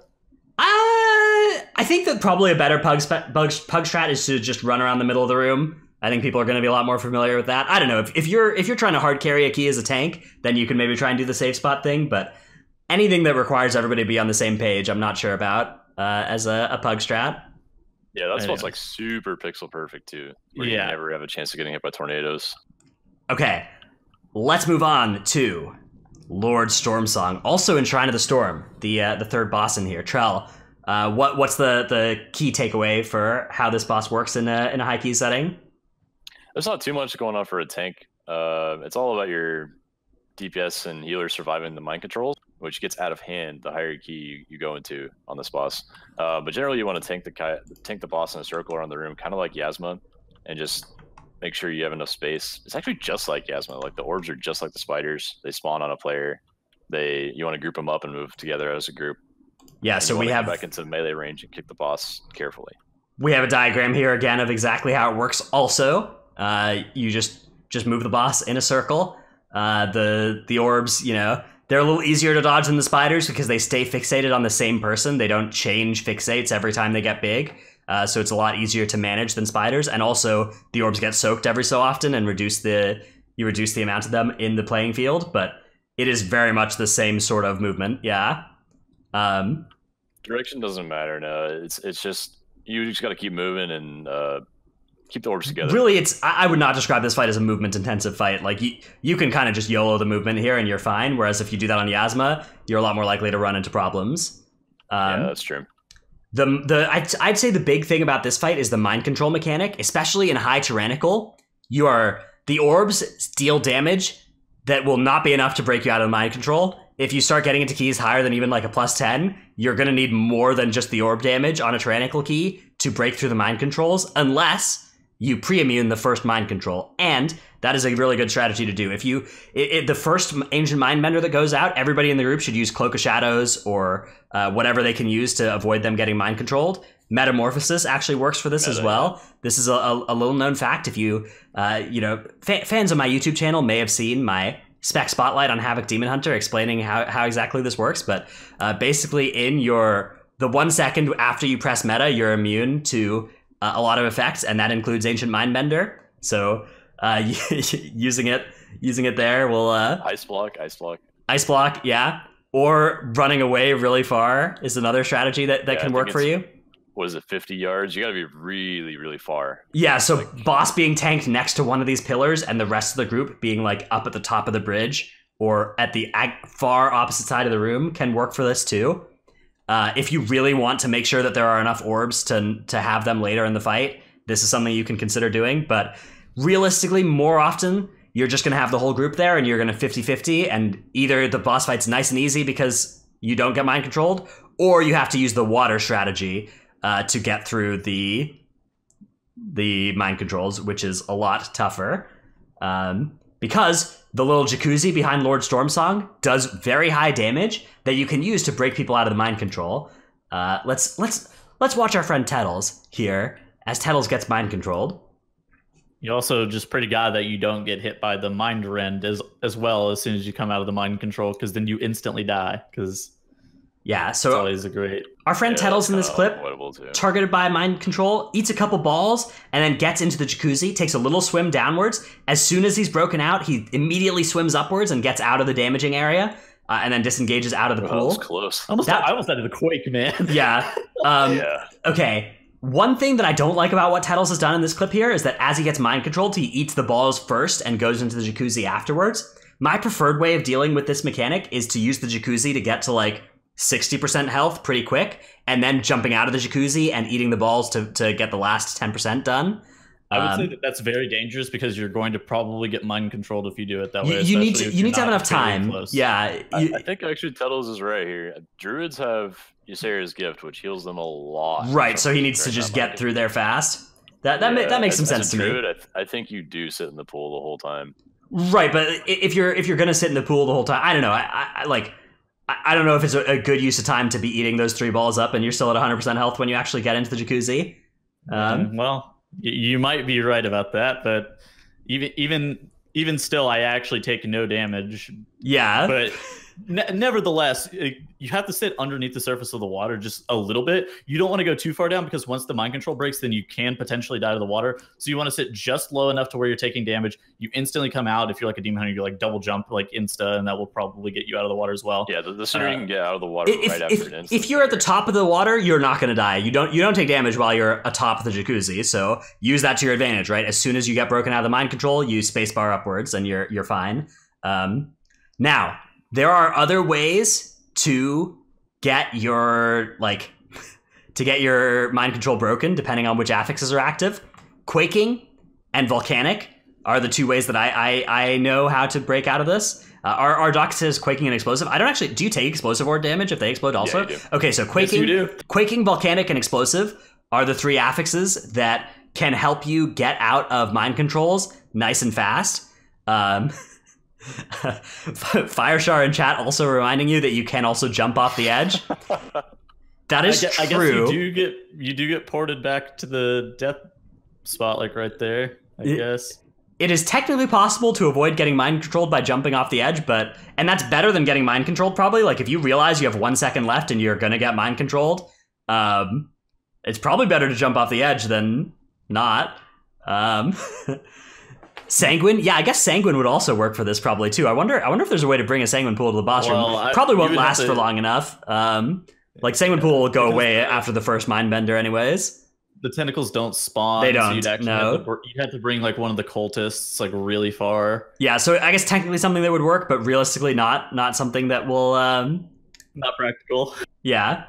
But using those affixes to break yourself out of the mind control is really good. I see, like, we have this instinct when Quaking goes off to spread, but when you have Quaking go off and somebody's mind controlled, it's actually good for 1 person to stack on them, and then you do a huge amount of damage to that person and break them out of their MC. Wait, this is going to be bad. Next season, the change is going to make this worse. No, the change is going to be the same. No, 2 people is the same damage. 2 people is going to be the same damage, yeah. So that will continue to be the strat. You're probably just not going to want to 3 people it, because 3 people will do way more damage to the group than it currently does. Yeah, but previously you just used 3 people to break you out instead, but now you don't do that because you'll just die. Right, yeah, you're going to want to use 2 people and a couple balls. Yeah. Okay, let's talk a little bit about the kick strategy on this fight. My favorite way to kick this boss is the tank alternates. The tank does every other kick, and the off kicks are just anybody who can. The entire melee group, the melee cohort kicks then, and that way whoever's mind controlled, it doesn't mess up the kick order. If you try and do like a 2 DPS kick order, then if one of them gets mind controlled, you need somebody to back up. But if you just go tank who can't get mind controlled, and then anybody else's kick, it will always get the kick done. Okay, and then what if you have Spell Reflect? Yeah, so Spell Reflect, the main thing to do is your tank gets Spell Reflect, you instantly kick. You hit kick as soon as you see them hit spell reflect, and No. yoink their spell reflect damage. Yeah, Yes, that's exactly what I was hoping you would say. Spell reflect on cooldown on this boss. It's a lot of damage, and your group should pay attention to your spell reflect for sure. Always say it at least 3 times so the rogue doesn't zone out and kick. So you can kick yourself, you can spell reflect, and then one other person has to kick after that for the 3rd round of kick, and then you're back to your own kicks and spell reflect. So it's a 3 kick rotation with spell reflect, it's a 2 kick rotation without. Yeah, and spell reflect absolutely worth using. But if your tank calls it out more than 2 times, they're patronizing you, and you should kick it to assert dominance and not let them spell reflect. So that's an important thing to note as a melee DPS. That's the melee DPS perspective on how that works. Okay, 2 bosses in Shrine of the Storm down. We are going to cover now the 3rd and final, or I guess the 4th and final bosses Shrine of the Storm. But and we have a lot of shrine bosses. Yeah, shrine bosses there's a lot of, and Aquasur was something we could have even talked about. There are some things on that boss fight. So if everybody liked this episode, we can do the other bosses as well at some point, because there are actually things to talk about on all of them. Let us know if you enjoyed this episode. One thing that might encourage us to make more episodes like this, if you did enjoy it, is leaving positive iTunes feedback or subscribing to our Patreon and saying that this was the reason why. Man. So keep those things in mind. Anyways, onto Vol'zith. Vol'zith is a boss. We're actually let me fire up the MDT for this boss fight. Because this is a complicated one. Yeah, this is a boss fight, and Trell, you prepared for us an MDT explaining exactly what is going on here. So why don't you walk us through what is happening on Vol'zith? All right, so to do this boss optimally, you want to incorporate all the trash in the room during the boss fight in one way or another because of 2 things. One, you want to wait to do the up phases on the boss itself for when everyone has their cooldowns ready, such as Incarnation or Combust, thank you. So yeah, that's one of the reasons. Also, the healer gets a massive damage buff, actually a debuff, but they get 90%, 180%, yeah. So the healer is going to be doing almost triple damage the entire fight. So you want to do all the trash while the healer has that debuff, and also they have 180% more healing too, so that's important. But if you want to go through like the numbers in order of what you do in this room, I think that'd probably be good. Okay, so number 1, start with boss. Now this is a very cryptic command here. Trell, what does this mean to do? That just means pull the boss. So the boss has an initial really short up phase. You just hit him for a little bit, and then you enter the... Yeah, one thing worth noting with this boss is that it's usually good to blow cooldowns on pull as well. Like 2-minute cooldowns, 3-minute cooldowns even. Using them on pull, you can get back to them before you next pull the boss, and it's a good amount of extra damage, and you may skip a phase by using them on pull. You actually have quite a bit of time before it does the first down phase. Usually you can get through a full set of cooldowns. Okay. So that's item 1 that's done. Let's talk about the down phase real quick before we get to the things you're supposed to do after the down phase, because I think that the down phase is worth covering. Yeah, I would agree. So when you get to the down phase, you have 2 adds, right? You have an add on each side, and usually the way that this boss should work, you'll have generally 2 melee and a ranged down for this, and you'll want everybody to hit one of the adds. We call that usually the melee add that everybody is hitting. And one of your melee will kick it, and then your second melee will kick it, and then your first melee will kick it again, and then it needs to die generally before it gets another cast, or else you'll have taken too much damage from the far ad. The far ad, either its first or second cast can go through, and the ranged player should kick the far ad on the other of those casts, and then melee number 2 should get the next cast if they can, or the tank as they come up on the ranged ad. So what if you have 3 melee? If you have 3 melee, I would still advise just all hitting the first target and letting the first cast on the ranged ad go through, and then somebody can just run out and kick the second cast, come back and finish off the first ad, and then you go and start kicking the ranged ad and killing it. The most mobile melee player should be the one to go do that job as the ranged fill-in player. Like a Demon Hunter is probably really good for that. They can double fell rush and go kick whenever they need to do that. They have a ranged kick as well. It's like ranged kick definitely counts as like the DK. Well, I guess DK probably still worse than a rogue at doing this because it take a long time. Yeah, they only have to waddle half as far, but they do not have a good way to waddle there quickly. Okay.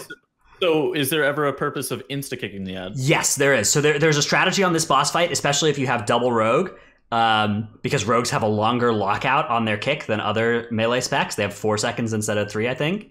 Or is it's 5 instead of 4 or something? I don't know. It's slightly longer and it makes it work out in a nice way. What you can do is you can instantly kick the melee ad, and that will cause the melee ad to run at the person who has threat on it. It won't actually melee that person, but what you can do is you can use that to group the 2 ads up. So while the ad isn't casting, whoever is actually being targeted by it is just slowly moving towards the other ad, and that can get them into cleave range for, Outlaw Blade Flurry, and it can make it so you don't have to move as far to kick them. So definitely a useful thing to do. I would say not something worth doing unless you really know what you're doing and you have a high level group for it. So would definitely recommend.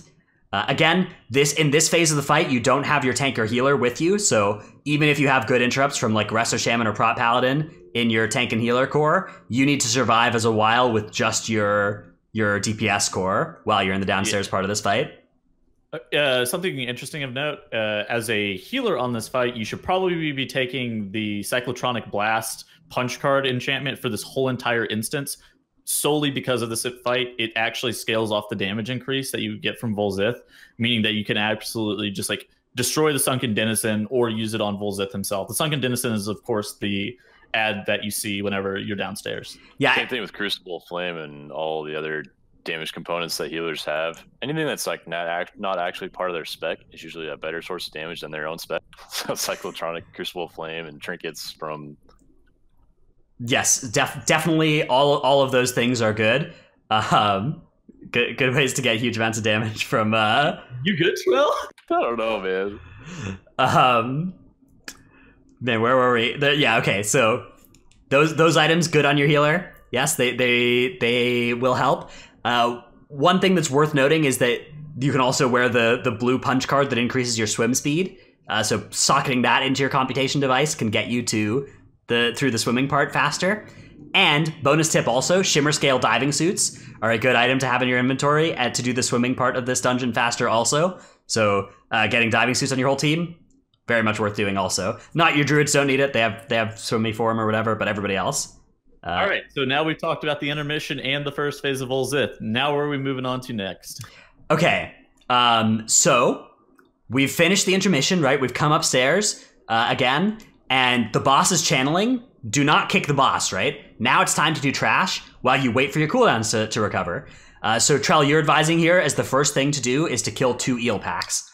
Right. If you have a boomkin in the group, they would have just used their kick on one of the ads in the intermission, and they definitely will not have it ready for that middle pack, which you'll need everyone's kicks for. So you got to do an eel pack first, and that's just like the general safest strat to do that. Yeah, it depends on your composition here. Like if you have 3 melee or whatever, you can just go straight into the mid pull. But if you have a longer kick on one of your people and it's currently on cooldown, you should let it cool down by doing the eel packs. One question I want to quickly circle back to that I just remembered that we didn't mention: can a shaman solo kick one of the ads downstairs? Yes, shaman can solo kick Ancient Mindbenders, but it requires you to kick at 0.2 seconds left on the cast. If you kick any earlier than that, it will not be back up in time on the next cast. So you need to be very, very, very, very, very quick as a shaman and very, very, very sure of yourself. I would advise generally it's not worth making the strategy that somebody is soloing, the shaman is solo kicking the ad downstairs. But if need be, if you're wiping otherwise or whatever, adapting to doing that is a good play. But that's a hard one. Yeah. Yeah. Hopefully we don't cause any wipes in your pugs. If you are a shaman who tries this and wipes because of it, know that you died in service of trying to do something really cool, and that was worth. Okay. So you've killed the eel pack. Anyways, you've killed the eel pack. Now it's time to go into the mid pack. And this is something where you will have a time limit on how long you have until one of the ads needs to be dead if you don't have 4 melee kicks in your group. So if you don't have 3 melee in a tank, if you have a fire mage or a boomkin or whatever in your group, you need to get through one of the ads before it gets to its 4th cast, right? That's when you're gonna run into not having enough kicks. So that gives you like 25, 30 good seconds, and then you're in trouble. If you do have 4 melee kicks, you should pretty much completely ignore these ads and just do even cleave or even focus the Sunken Denizen. That's the bigger threat. But if you don't have, if you're light on kicks, you may need to focus one of the denizens down at a certain point to stop it from getting that last cast off that's uninterruptible. It's important to note on each time you engage in a sunken denizen in this encounter, whether that's in the intermission or this trash bag, you need to taunt it as soon as you get there as a tank, and you need to use your highest damage abilities. All 3 globals are after you taunt, because the healer is going to do a lot of damage to that mob and probably pull threat. Even a holy paladin dealing optimal damage will pull threat off you with your optimal DPS rotation on it. And so I would either communicate that to them, or if you're a tank that has multiple taunts, make sure you use them back to back to back to back, like every time your debuff falls off for the taunt window.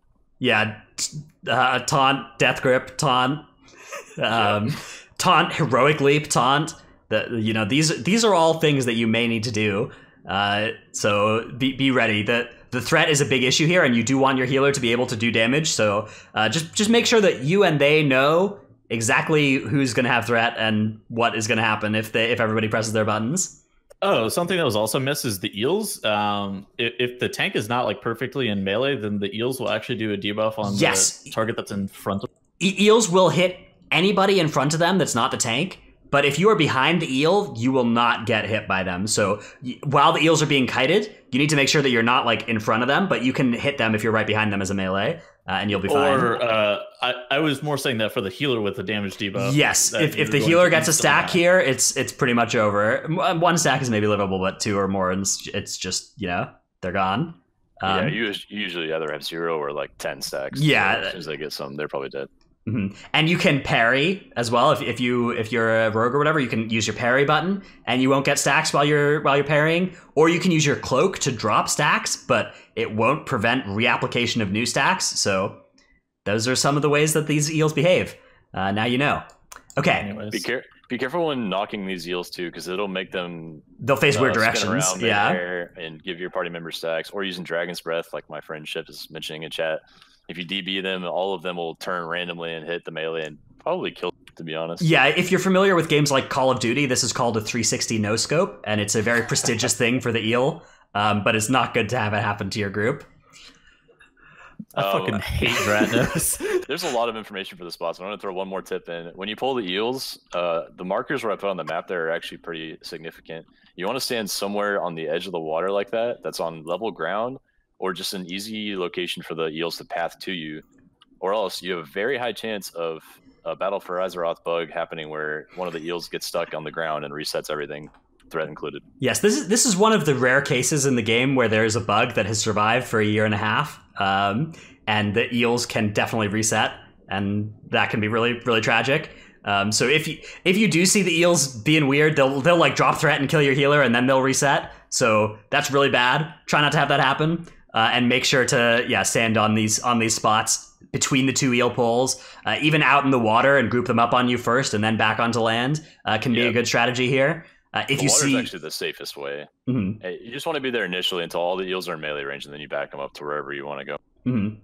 Okay, so good. Back to the boss. Realistically, the reason that we're discussing this is because you want to use that healer damage buff to be able to kill all of the trash inside of Vol'zith's room. I know we're talking a lot about the trash here, but it's a very important part of this boss. It's not just the boss itself. Yes, and it depends on your healer will do massive damage to these things. The entire, depending on which spec they are, they might have huge AoE damage with their consecrations or swipes or whatever. But often the hugest AoE damage does require them to get up close and personal into melee. So you got to be careful of those things. And that's why we're arming you with this knowledge. So anyways, you've killed the eel packs. You've killed the middle pack. It's time to get back to the boss. Now, the boss has been sitting there channeling for a while. You run up and you interrupt it. You blow all your cooldowns, you blow your lust, and you try and kill the boss in this phase if you can. It depends on what level of key you're doing. If it's a high tyrannical key, you're not going to kill the boss in this phase. So, Trell, what should we know about engaging this boss here for the second time? In this phase, you got to be careful where you drop the pools, because a lot of the room's going to be taken up after the phase is over. So you want to keep the boss in the outside rim of the room, and toward the back, away from the eel spawns, is the best place. The ads on this boss spawn in fixed location, and they spawn on the opposite side of the room from where you want the boss to be. So you don't want them to just randomly spawn in the middle of the boss and blow up the healer because they have the debuff. Yeah, the ads spawn roughly on these red thingies that I'm making on the room here. So playing the boss in the blue part of the room is is a fairly good thing to be doing because then you have more time while the ads are approaching. Basically, for audio-only listeners, basically anything that touches the water on the outside, the ads can spawn on, whereas you would like the boss towards the back half where there is no water, where there's that wall with the boat towards the very back. There's actually a lot of space back there as well. It's kind of deceptive, but the room is quite big back there. So you have a lot of space to drop some puddles back there. Trell, what do you recommend we actually do with those ads? That depends on the week. It depends on not only the key level, and it also depends on the affixes. So if you have explosive active, you probably want to kill the ads, most likely. At least the ranged player has to be looking at all the ads the entire time and killing orbs for the group, unfortunately, for Titles. Yes. So if it's a long enough boss fight, you probably do need to kill the ads so that you get another full-length phase, because how the ads work is when they hit the boss, whether it's in this phase or in the intermission, which they usually do with the right strat, they'll give the boss a bunch of energy, and I think like 50% energy going into the next subphase. Each of them gives 10%, and there are 5 ads. Yeah, so the boss having 50 energy going into the next phase can be fine if you're going to kill it in half of a phase.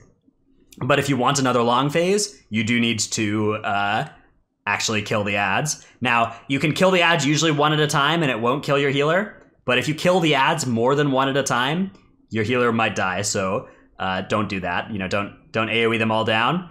If your healer has had to dispel for some other reason, or they've died for some reason, as often happens, then you can kill all the ads as soon as they spawn, because nobody's actually low on health. And then your healer will start stacking up promises again. But that's usually a fail case on this boss fight when that has happened. I've seen also healers will dispel themselves right before. Right before some ads will start dying, to whether they get back to 100% HP. Then the promises will start stacking back up on them again, so you can actually kill all the ads pretty quickly. Because this is obviously the most niche thing. I don't expect this to be applicable to very many people. But once you actually do start getting up to like 22 tyrannical or 23 fortified, your healer can actually get hit 100-0 by the ads. So that's obviously like a very niche situation. I don't expect very many people to actually have to deal with that, but that is also a thing that you can do. You can kill all of them relatively quickly, and your healer just dispels right before the promise is going to be cast on him again. Prop Pally spell warding OP here. Spell warding prevents the magic damage but does not remove the debuff. So you can spell warding the healer. Yeah, spell warding behaves in a cool way here. It prevents application of debuffs, but it does not. It's like AMS. It won't actually remove. So you can spell warding your healer, nuke the ads, and they can keep their promises. But then I have to play with a Prop Pally. Look, man. I die one time on Razan to the first bleed of the fight, and he just never wants to play with my Prop Pally again. I don't understand. I was trying my best, okay? It hurt. Moving on. So you do the boss, you do the eels while the eels are something you'll do while your cooldowns are recovering and the boss is channeling, so that you can have your cooldowns up when you engage the boss, generally. And that's kind of all there is to it. Easy fight, not very much going on here. Only required a 20-minute explanation and 6 notes here in MDT. It's pretty good. This is a really insane boss. And if you would like to look at the MDT, you can always check our show notes. I'm posting them in the chat again. They're also down in the description. Yep, they'll be in the description. And again, audio-only listeners, I have tried my best to paint you a word picture, but you may actually want to go and check out the show notes at some point when you get home if you want to just quickly double-check where some of these locations are. Okay.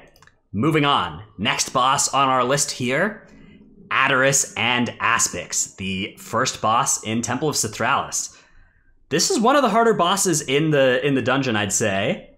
A lot going on this one. Not necessarily harder than Galv in terms of just the pure numbers, but many mechanics. Tettles, Tettles, as an expert on the ways to die on this boss fight, where would you like to start here? All right, so we can actually just start at the very beginning, whenever Adderis is actually active. And he is by far the most dangerous just because the Cyclone Strike will hit you 100-0. And then in addition to that, you also have the Conduction that will go on a random player. Plus Aspix is also doing the Jolt. All right, so we could actually just start off about talking about like how this boss is dangerous. And the boss is actually dangerous just because of like the order of which the spells are cast. And once you actually get a really good feel about the order of what everything is coming, the boss gets relatively easy. But just like getting there, I would say it takes a lot of practice. So first off, you need to assign kick rotation. and the bosses are on like a 1-minute cycle, so you can actually use Solar Beam effectively if you actually have the 1-minute kick. But assigning a 1-minute kick rotation is always important. You should use the shortest lockout kick in the first 2 interrupts that you actually have. So Shamans and Demon Hunters have a 3-second lockout. Every other melee has a 4. Rogues have a 5. Counterspell, Warlock Kick, and Solar Beam are all 6-second lockouts. So you should use those 3-second lockouts in the first phase if you have them. And I say first phase, I mean like before the conduction. The conduction, yeah. Out. So the cast sequence is like Jolt, maybe another Jolt, depending on your lockout. Conduction, Jolt, maybe another Jolt, depending on your lockout. Static Shock, right? Yes. Yeah. And using the lockouts, you usually want the long lockouts later in the phase to give you a little bit more time at the end to buffer before that Static Shock. So if you actually use a 6-second lockout on that Jolt that's after the conduction, then you do not get the second Jolt there. And that is actually fairly important if you actually do have access to a 6-second lockout. Yeah, you'll get the Static Shock a little bit sooner, but you will not have to have somebody else run over and kick right before the Static Shock, which can be, at a bad overlap with a Cyclone Strike and potentially lethal. The lockouts are huge. I mean, you can plan around that with a really organized high key group. In Pugs, though, it's just important that someone kicks the Jolts. Like, honestly, the Jolts do a lot of damage, and they're going to overlap with the big hits on the group, and someone's going to die. So as long as you have someone kicking one of the 3 casts in each phase, I think that's most... Yeah, maybe you don't need to kick all of them. Like, you don't necessarily want people... If you're doing this in a Pug, you might be in a situation where people run over to kick, and they melee the boss and get, lightning shielded and die because of that. So sometimes it's the medicine is worse than the disease here. But... If you usually want to set up like a focus kick or a mouse over kick, some kind of way to kick that will not have you actually be auto attacking the target if you're a melee. Also, the boss is melee whenever they're not active, which is very cool because if you walk too close to them, they will slap you and instantly kill you. It's actually a really dangerous thing to do, is just to simply kick the boss. Like, it's actually insane. You can die to the Cyclone Strike that overlaps as you have to kick facing the other boss. You can die to the boss meleeing you because it's a rooted boss technically and the tank's not there. And you can die to the Lightning Shield. So you have to use a focus kick, man. Yeah, so let's take a look at this clip here from twitch.tv/Tettles, where you can see high-key gameplay content just all the time outside of also Guardian PvP. And me pugging 12s. Yeah, and pugging 12s. Here's the beginning of this boss fight. Easy little pre-pull, and we have the boss being fought here, and now the first Jolt is going to be coming out. The second one there, and the Cyclone Strike, and you'll see people going over and getting their kicks, dodging the Cyclone Strike that overlaps there with the second one. Conduction goes out on Yoda, who actually rogues can vanish if that's targeting them, and that can be useful. So that might be something that you can consider doing if you're a rogue targeted by the Conduction. And then you get to the Static Shock, and you're on to the second boss. And this was really well executed. There was not very much extra damage that went out during this whole phase here. But notice how Tuttles ran out of melee range of the previous boss, but didn't go too close to the next boss. He actually put that really well. Yeah, so this is great thing to notice here. So we've transitioned now, and we have the other boss active now, Aspix active. This is by far the easiest part of the fight. You get like a nice little lull in the action when Aspix is active. But one thing that will happen is that Adderis is going to jump at the person closest to him and do an AoE. So you want your ranged player to be nearer to Adderis than the rest of your group, but not directly on top of it, because if you're directly on top of Adderis, you're going to get meleeed and die. So Tettles is just chilling here and is baiting Adderis's AoE circle on top of him here. And that is really well played. You can see it just at the very end of this clip is Adderis jumps on top of Tettles. Very, very cleanly done, Tettles. Nice work. Thank God. Yeah. I did not kill myself. Now, also to note, the tank was keeping the bosses a good distance away from each other, so that Tettles' unintended cleave abilities would not kill himself. No, I couldn't Moonfire. I actually couldn't Moonfire there. There was the bosses were too close. Right. Yeah. I just didn't cast it. The bosses need to be like 15 yards away for Moonfire to not cleave and kill you with Lightning Shield, right? Yeah, and then you got every other ability that cleaves 8 yards, so I actually have no way of winning this. Okay, so with that being said, let's actually talk about Lightning Shield and boss positioning. Trell, would you like to take this one? Yeah, I play with the Boomkin a lot, so this is like the... I'm so sorry, by the way. For Boomkins. Initially on pull, I instantly pull Adderis away from Aspix, like a good 15 yards, like Titles said, so that there's no way the Boomkin can accidentally cleave and kill themselves. And many classes will ask you to tank them closer. Like Fire Mage can get all their cleave without getting hurt. Demon Hunter, I think Fury Warrior can too. I don't know about Fury Warrior. I actually have no idea. I think only one of the Fury Warrior's abilities doesn't.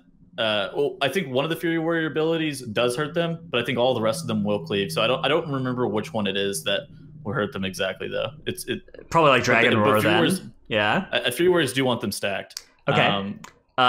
Blade Flurry is not a good button to press. We don't press that button. But yeah, so depending on what your group comp is, like if you have both a Boomkin and a Fire Mage in your group, you probably want to just stack them and have the Boomkin not Moonfire, because that ignite damage is huge from stacking the two of them up. No, that's false. I literally can't do anything. And everything else will kill them too. Man, but the ignite on the Combust is so big. I don't know. I would just stand there. I actually can't press a button. Just go Cat Affinity, man. Get in there and do some rips and stuff. Oh man, I don't think that's a play. It's okay. So this boss is so inconsistent, and this is why we're even having this argument. Like certain classes cleave does not hurt them, and other classes cleave does hurt them. So you just got to be really aware of that. Mm-hmm. Like Windwalker, I learned the other day, the Fist of Fury cleave kills me. Yeah, I did not know that until then. Yeah, the Avenger Shield bounces and stuff will get you in trouble, and all kinds of fun abilities you basically will get to learn, and some of them get changed from patch to patch. Different abilities have behaved differently on this earlier in the expansion, so you get to relearn it every patch. Randomly, they're going to hotfix some pet battle, and it's going to change the behavior in this boss fight, so be ready for that to happen. But anyways, that is Adderis and Aspix. The main thing I'd say as well is just beware of the Cyclone Strike. A big killer is Cyclone Strike when you're doing something else, so always be looking at who that's aiming at. I actually literally listed out the order of every single ability that you need to kick or DPS inside of our show notes if you actually want to take a look at that, because this fight has been done many times. Yep, that it is a nice dance that you should definitely look into if you'd like to look into our show notes there. Again, available for everybody this week. Normally just a Patreon thing. If you enjoyed looking at these show notes, you can get them every single week through our Patreon. Let's move on to the next boss on our list here, Viq'Goth. Frequently confused with Vol'zith. These two bosses have pretty similar names. Viq'Goth is the last boss of Siege. Vol'zith is the last boss of Shrine of the Storm. But Viq'Goth is the last boss in Siege of Borealis. Trell, what's the thing that you think most is important about Viq'Goth? The group needs to be on the same page on this boss. Every single tentacle that spawns, everyone has to know how much damage they're going to need to put into it, or to try to burn the gripping tentacle as the other option instead of hitting the demolishing tentacle. Yeah, so if you want some more info on this, you can check out our Siege of Borealis episode from like 10 weeks. I don't actually know how many weeks ago, but if you search our feed for Siege of Borealis, there's an episode where we covered all of Siege, and this boss was included at the end. And much of the information is the same from back then, although I think we have some extra strats that have developed since then, perhaps. Basically, it's 100% sure. It's a question of when to commit to gripping tentacles and when to kill demolishing tentacles. And it's very much worth noting that the second and third platforms have special rules and behave differently than the first platform.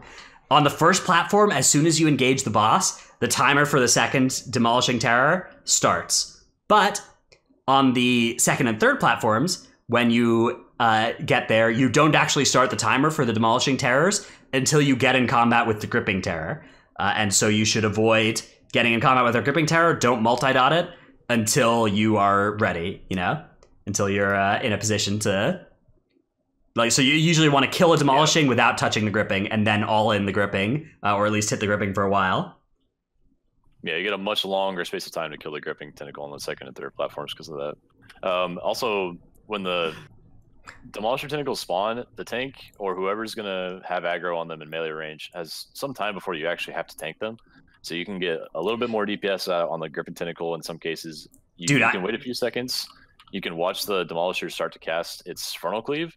And then after the Frontal Cleave, it'll finally try to Hull Breaker the group if nobody's in melee range. I see this all the time. Like a Demolishing Tower is at 10%, and the second one spawns, and your Windwalker monk just like Flying Serpent kicks at it, and it's like, I gotta taunt this, I gotta tank this, or we're gonna get Hull Crackered, and then they get killed by the melee, and then you know, that you don't actually need to get in melee with that Demolishing Terror until after it's finished its first slam. That is when it will start casting Hull Breakers if nobody's in melee. So use that grace period and don't be in melee with it unless you're the tank until that is over. And that's when you can start cycling things like parry and bubble or whatever to survive it and taunt it. Okay, how about firing the cannon? What do you guys think about, like, who should fire the cannon and should you delay firing the cannon? Okay, so it should be by far the most mobile player. GPS, I think. The most mobile and the one with defensives up. So typically it'll either be a rogue or a demon hunter. Those are your two ideal candidates. Mhm. Demon hunter has tattoos. They have 10% mitigation against magic damage. And then rogue, of course, if he does have his cloak available or feint, he can take significantly less damage. But then both of them can actually just grapple or double jump, fell rush across the platform and instantly make it to the next one. So they're the quickest. I have seen strategies where you actually have your tank fire it, and then the rogue will actually like parry a tentacle, and then your tank will like sky step and run to the last platform. But I think that's a bit... That's something that you only need to do if your rogue cannot land a shot from the cannon to save their life, which... Well, or you do it if you're methody, you trying to win a fucking MDI. Okay, yeah, or in that case, but certainly if you have me shooting the cannon, you want to get me off that job as fast as possible, because where I'm firing the cannon, just no one in Borealis is safe except for Viq'Goth. I'm not hitting Viq'Goth. I'm hitting some random civilian over in, you know, at the auction house. Okay. Outside of that, the engineer on the previous platform somehow. Yeah, murdering. Get this thing off me! Don't let this beast eat me. Oh. Now I'll just get this cannon working. All right. So, okay. Where do you guys recommend actually using your like bloodlust and all-inning the grippings here? Do you think it depends on whether it's tyrannical or fortified? Actually, I think it depends on dungeon level. So for higher level keys, you want to use it on second platform because that's going to be the biggest time save. However, if you can all in the tentacle on second platform just with cooldowns that you don't need bloodlust, you would just use it on third platform. You'd have your tank tanking the high HP demo, and you just insta kill the gripping on the third platform with bloodlust. So it really just kind of depends, but I think it just depends on key level. I would say probably something in the range of like 15 and higher. You should probably be using bloodlust second platform just to kill the gripping. So you kill demo by itself. Don't even look at the fucking gripping. Don't even look at it. Don't get close to it. You'll get in combat with it if you walk too close to it, even if you don't dot it. So, but definitely don't dot it. Yeah.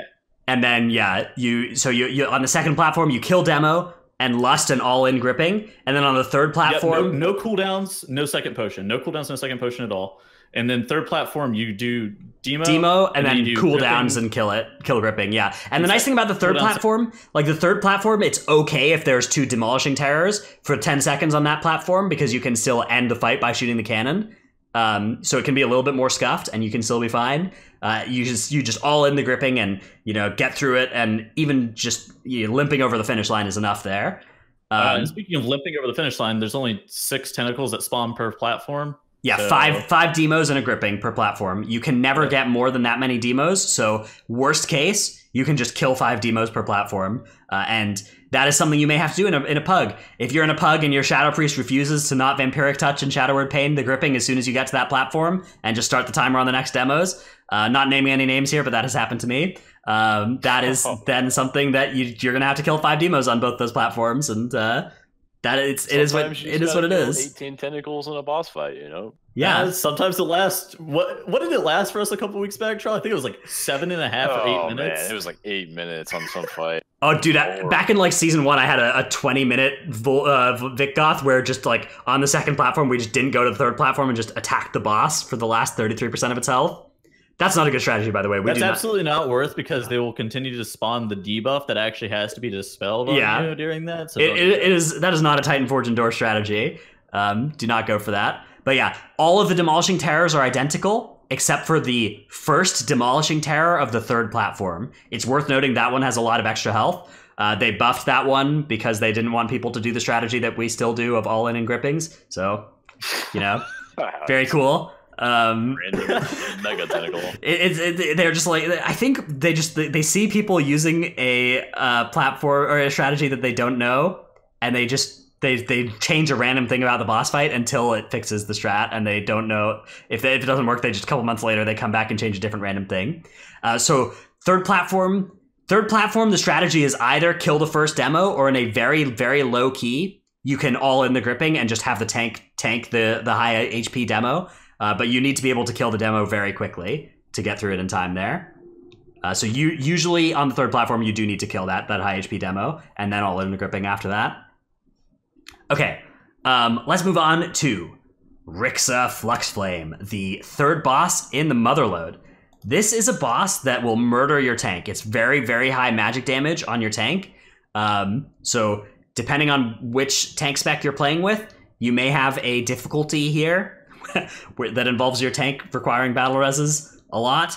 I guess we could preface that with, if you're playing with a Protection Warrior tank, you can actually, after Azarok, you can zone out of the instance and Talented and never surrender. Yeah, every tank can do some kind of talent swap and essence swap even here. So after Azarok, you hearth out to the Hosen Throne or the Alliance Inn that's right next to the Motherlode.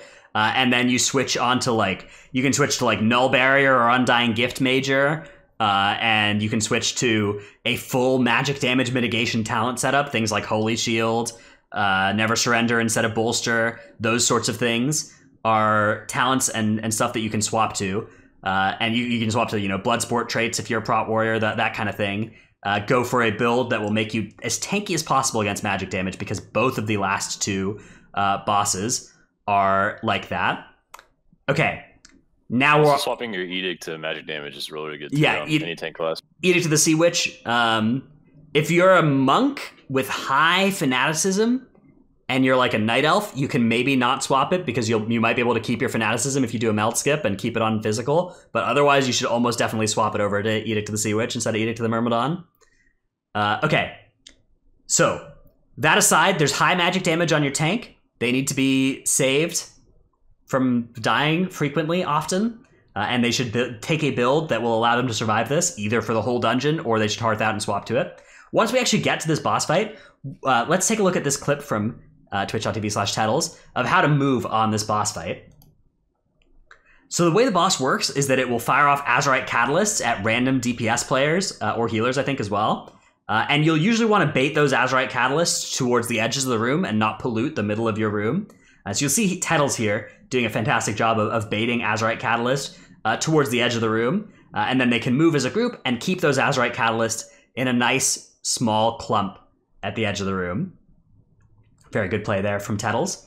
The pipe fires off random Azurite at different spots in the room. So you need to check to see if that's on you and move if possible. And then you want to bait the Propellant Blast towards where there has already been Azurite thrown on the ground, and removing it from the room by doing that. Sometimes, in general, good. I'm sorry. Okay, yeah. So in general, you'd rather get the Azurite Catalyst out of the middle of the room, especially if your room is really, really cluttered, just in case you do get bad pipes. So your first Propellant Blast should definitely be towards the middle of the room. Then your second Propellant Blast can just be more of a judgment call. You can actually just clear off that line, like you actually saw in that clip there. You can clear off your edge of the room to where you can just continuously move around and bait. But making sure that you watch for that pipe and where it's going is very important, because if your group actually gets split off, then you're actually in a very dangerous position. Yes. Yeah, try to stay with your tank as best you can. Tanks don't move too much. Try to give your ranged a little bit of space to move with you if possible. Watch for the pipe. Tell them when the pipe's about to happen. The fight's pretty scripted, where it'll do 2 pulls on a player in a row. In between, it's magic debuffs that go out, and then on the second pull that goes out, the pipe will also go across the room. So during that, you just want to look for a clear spot to put the boss that's close by, and that all 5 players can get to for the propellant baits. The main way that you'll wipe on this fight, I'd say, is getting split by the pipe. A surprise pipe comes out, and the group goes in different directions, and then the propellant blast will cause whoever's not actually next to the boss to be in big trouble. If you want to see this in action, MDI Grand Finals, you can watch it happen to Method NA. That's what caused them to have a death on this fight. I think maybe even 2 deaths. I forget how many there were. So avoid having that happen if you can, by moving as a group and watching for the pipes before they actually spawn on you, before the swirlies actually spawn, and having to make a judgment call real quick. Another thing that might kill you, sometimes Propellant Blast will behave more like a vacuum than a propellant, and will actually cause the Azurite Catalyst to move in weird directions. This is inconsistent. It happens more often when the boss is being moved around the room a lot in big ways. I think it's due to like relative positions of where the boss was when she spawned the Catalyst versus where she is now, but I can't prove it. I don't know. It's weird. It happens at weird times. Always be ready for any Azurite that she's propelling to come at you instead of away from you, and be ready to dodge that. It's a bug that's persisted in the game for a while, but there's no reason to not be ready for it. It can happen to you. It's stupid, but be ready, and you won't die. All right. So, Trell, you want to explain to us Chemical Burn and how to deal with that? Yeah, so her debuffs that she puts out are called the Chemical Burn. It goes on the nearest two players, not necessarily the tank. It seems that way because the tank's usually closest, but it is the nearest two people in order. So as a tank, you generally want to be one of those two players. You want to stand inside of her hitbox when that starts to, especially as a prot warrior, you want to pop Spell Reflect a second or two before, so you for sure get it on cooldown and it's in time, and then stand directly inside of her so that she hits you and then gets her own debuff on her. The other members of the group need to be just outside of her hitbox, so they're the second closest, so they can use their abilities to either vanish or cloak or ice block or something to handle the debuff in a manner to where there's only one dispel needed for the healer. Yeah, because if you have two of these debuffs go out and they're not handled, somebody might die or require a big defensive or just eat up. Like, I mean, it can be really bad if you don't have a way to mitigate this. So ways to mitigate this: Spell Reflect can get every other cast. Things like AMS or whatever also can cover it if you AMS before the application. Mass Dispel you can use to just dispel both as they come out, and that can remove your healer from having to do it. Diffuse Magic, there are abilities like that you can use after you get it on you to remove it from yourself. Cloak is like that as well. Ice Block. Metamorphosis, you can again use the meta immunity frame to not get this. Often this isn't something you'll actually see Demon Hunters do on this fight. They'll just meta on pull or whatever, but sometimes you can meta the very first cast, or whenever their meta is coming up, they can be like, all right, I'll take the next Chemical Burn. But again, not always something that your Demon Hunters will want to do. Shout out David QZ, definitely does do this. David QZ, big mechanics player. That's one of the things that David QZ knows is David QZ is not getting reinvited to the group based on his damage, so he's got to do some big mechanics. I gotta let the group know. Yeah. Demon Hunters are really tanky on this fight. Like, they're a good candidate for that. Yeah, if you're in a spot where you need two debuffs to go out and you're out of defensives, just have the Demon Hunter take it with Blur, and they're fine. They have tattoos and Blur, and they're not dying.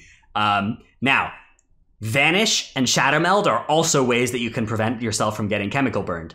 But Chemical Burn is a very quick cast, and you need to have a very good understanding of exactly how it works to be able to vanish it. So you need the cast to have started on you, and then you need to hit Vanish. Chemical Burn is first cast on the closest person to Rixxa, and then she casts immediately afterwards on the second closest person. So usually the way this will work is the rogue wants to be the second closest person. You see Chemical Burn start on somebody else, and then you know that as soon as the next Chemical Burn starts, you hit your Vanish button. And if you do this, you can be pretty reliable. It's still a tight timing. It's 0.5 seconds, so a very short cast, but it's predictable. So you can know when you have to hit Vanish. Shadow Meld, I think, also works in this spot here too. So Alliance groups can use that to avoid it. I would recommend as a rogue, you want to try to Vanish the first one on you, and then have your Cloak available as a backup if you mess up your Vanish, rather than you cloaking the first one and trying to Vanish the second one. I'd advise try to Vanish as early as possible, and have your Cloak back up ideally when you're planning to Vanish, and then use your Cloak in a planned way when your Vanish is down. Okay. Did I miss anything about how things work to stop Chemical Burn? I think we're good. Yeah, I think that's good. Do you want to talk about her melees being dodgeable but not blockable? Yep. Oh yeah, she does 100% magic damage. Her and the Last Boss Motherload are 100% magic damage on the tank. So their auto attacks are like Jaina Proudmoore's auto attacks in Battle of the Zarlor, where they are, well, they're not exactly like it, I guess, but they're mitigatable to some degree by tank mitigation like dodge, but they're still magic damage. So they're auto attacks that do magic damage. So Brewmaster's very, very safe on Rixxa. And as I say that, I realize you can't dodge Mogul Razdunk's auto attacks, even though they're the same kind of ability. But it's so inconsistent. But other tanks such as Prot Warrior cannot block the Rixxa auto attack, so they're in big trouble. Yeah, do not spend your rage on shield block. Spend it on Ignore Pain. Shield block is not doing good things for you. You want to use it on Ignore Pain. That is worth noting. And flat DR is also very, very good here. Okay, on to Mogul Razdunk, the next boss here in the Motherlode. Mogul Razdunk is a boss that claims many a life. Especially if people go in here, there are a lot of different strategies that work on Mogul Razdunk for positioning, and if you are trying to execute one of these strategies and your tank is doing a different one, you will die. You'll get murdered by by Gatling gun usually, or by trying to move and getting killed. So watch out for that. The way this fight works is that there are 2 columns and 3 rows, or maybe 3 rows and 2 columns. I don't know how exactly you want to. Sorry, 3 columns and 2 rows, maybe. Whatever. 3 by 2. It's a 3 by 2 grid, and there are Boombas that will shoot little rockets across one of the rows and one of the columns. So there will be 2 of the 6 squares that will be safe at any one time, and the other 4 will not be safe. And you can see where the little machines are flying. You can see where they're going to fly before they get there, so you can actually predict the safe spot well in advance if you are knowledgeable about the direction of this. And in many cases, the pug strategy for this boss is to just move it to wherever there's not going to be a shot. And then by doing that, you have space to dodge the entire Gatling gun around the boss. That is the pug strat for this fight. Yeah. Go ahead, tell us. Gatling gun is physical damage. So plate wearers and, again, balance druids have by far the easiest time. You could actually just stand in the Gatling gun and be okay. So you could stand inside some of those safe spots. Yeah, whereas, clothies are in big trouble against that thing, so... Love that one. Try to put on your heaviest armor. Gatling gun is also dodgeable, so if you're a brewmaster, you actually will never get hit by it no matter what you do. Even if you turn your back, it doesn't hit you. It's kind of... assassination rogues can use evasion, demon hunters can blade dance it, lots of that kind of stuff can go on. Mm-hmm. Okay, so... Die by the sword. Now... So the normal strategy is to bring it to the safe spot so that you can have the boss have 360 degrees all around it that are safe from Gatling gun, so your group can run around those, and that is a normal strategy. But there are other strategies for this boss that involve the use of safe spots. Tettles, what is a safe spot on this boss? So basically, a safe spot's a point in which the Boombas actually don't do their ground effect at all, and there are patterns in which the platform is going to 100% of the time be safe, even if the Boomba is directly right over your head. You can actually see this here from our friend Morning. He actually made this collage where the red is not the safe spot. The red is just areas that are not safe that are that the swirlies can still hit. But yeah, those are all the possible spots for the Boombas to hit. So the clear are always the main safe spot that groups use these days in the most popular strategy is the stair strategy of tanking the boss near the stairs, and then this area here where my mouse is being used to the left of the stairs, right up in the boss room, is completely safe from swirlies. One will never spawn here. Even if the Boomba is right next to you, you can stand here and be safe, and that is a really useful thing. There are other popular safe spots next to the grate, in the bottom left quadrant of the room. There's a good little safe spot. Far side of the room also on the left, and also over on the right in the mirrored way on both edges of the grate. There are safe spots. And these are actually very good for range DPS predominantly, but also melee, especially if you're tanking this boss in a particular way. And the reason that's actually really good for range is if you actually take out the honing missile, it can overlap with the Boombas firing their rounds at some points, creating this ground effect. So you take the honing missile to a safe spot, you eat it there, then the Boombas do their shot, and then you could probably get back in melee for the Gatling gun whenever that's actually starting to spawn. Or you could just sit there the whole entire time and just eat, just AFK. So a range standing in one of the safe spots away from where the boss is, as long as they can live a Gatling gun that's hitting them, they basically can just AFK and sit there. Yeah. Another strategy you can use is running down the stairs if you get targeted by the homing missile. So if everybody is near the stairs, even you're ranged, and then the range can just run down the stairs out of the boss room whenever they get targeted by a homing missile. That's also something you can do. But yeah, these are the ways that this boss works. I think the stair strat is the current meta for high keys. So be ready to do that if you make your way into one of those groups. Okay. The boss is also resettable, and this can be bad. You may have seen this in the MDI. If you are tanking near the stairs during the intermission, the Sky Scorchers that spawn, which, by the way, the strat is to focus one of those usually, get it out of the fight as fast as possible, because they do quite a lot of damage. Then it can jump. They randomly jump away from you, like 10 yards, and if that 10-yard jump takes them out of the boss room, the boss will reset. So do not do that. Play near the middle of the room. Do not play near the edge of the room. Okay, Trell. Let's talk a little bit about moving the boss quickly. So we're going to watch this little video from your stream here of you pulling the boss to this spot quickly. Can you explain exactly what's going on in this clip? Let me preface that with, there are lots of mobs in this video game that don't move unless you get directly into melee range and then slowly walk with them, like melee range the entire time and force them to move with you. And that's like almost always a ranged mob, like an archer type mob, where they'll root themselves and cast a shot at you, and then right in between their shot they have a chance to move with you if you're close enough. So that's what I do on this boss. So the moment I pull him, I get melee range, I taunt him, and then I walk him to the spot I need to be. Otherwise it takes like... Otherwise the boss will stand there shooting missiles at you and not moving. So this is how you can move the boss to this stair spot nice and quick. And you can see Trell very quickly moving to that spot that he knows is safe, eating the missile hit, which is not a big deal. And you can see, even though this isn't one of the safe areas, there's no swirly that spawns on him, and he can just stand here very safely and not ever take damage. So, yeah, that is definitely the way to move this boss, is get into melee and then bring it with you. You basically have to hold hands with ranged mobs when you want to move them. Okay, very cool little tip there. I think that's everything on Mogul Razdunk. Is there anything I missed on this boss? No, I think that's probably that's good. Moving on to Overseer. Yeah, this is a long episode. Maybe next time we do an episode like this, we do half as many bosses. I don't know. Yeah, this 12 is bosses. This is a lot. This is comprehensive. You know, we're sorry if you wanted a short show, but you know, for those of you who have a 2.5 hour long commute or whatever and are listening to this in your car and are like, man, usually I only get through one Titanforge podcast, or you know, 2 Titanforge podcasts per commute. This is a better one for you. So anyways. Continuing on. I don't really know where I was going with that, but moving on. Overseer Korgus, last boss in Toldagor.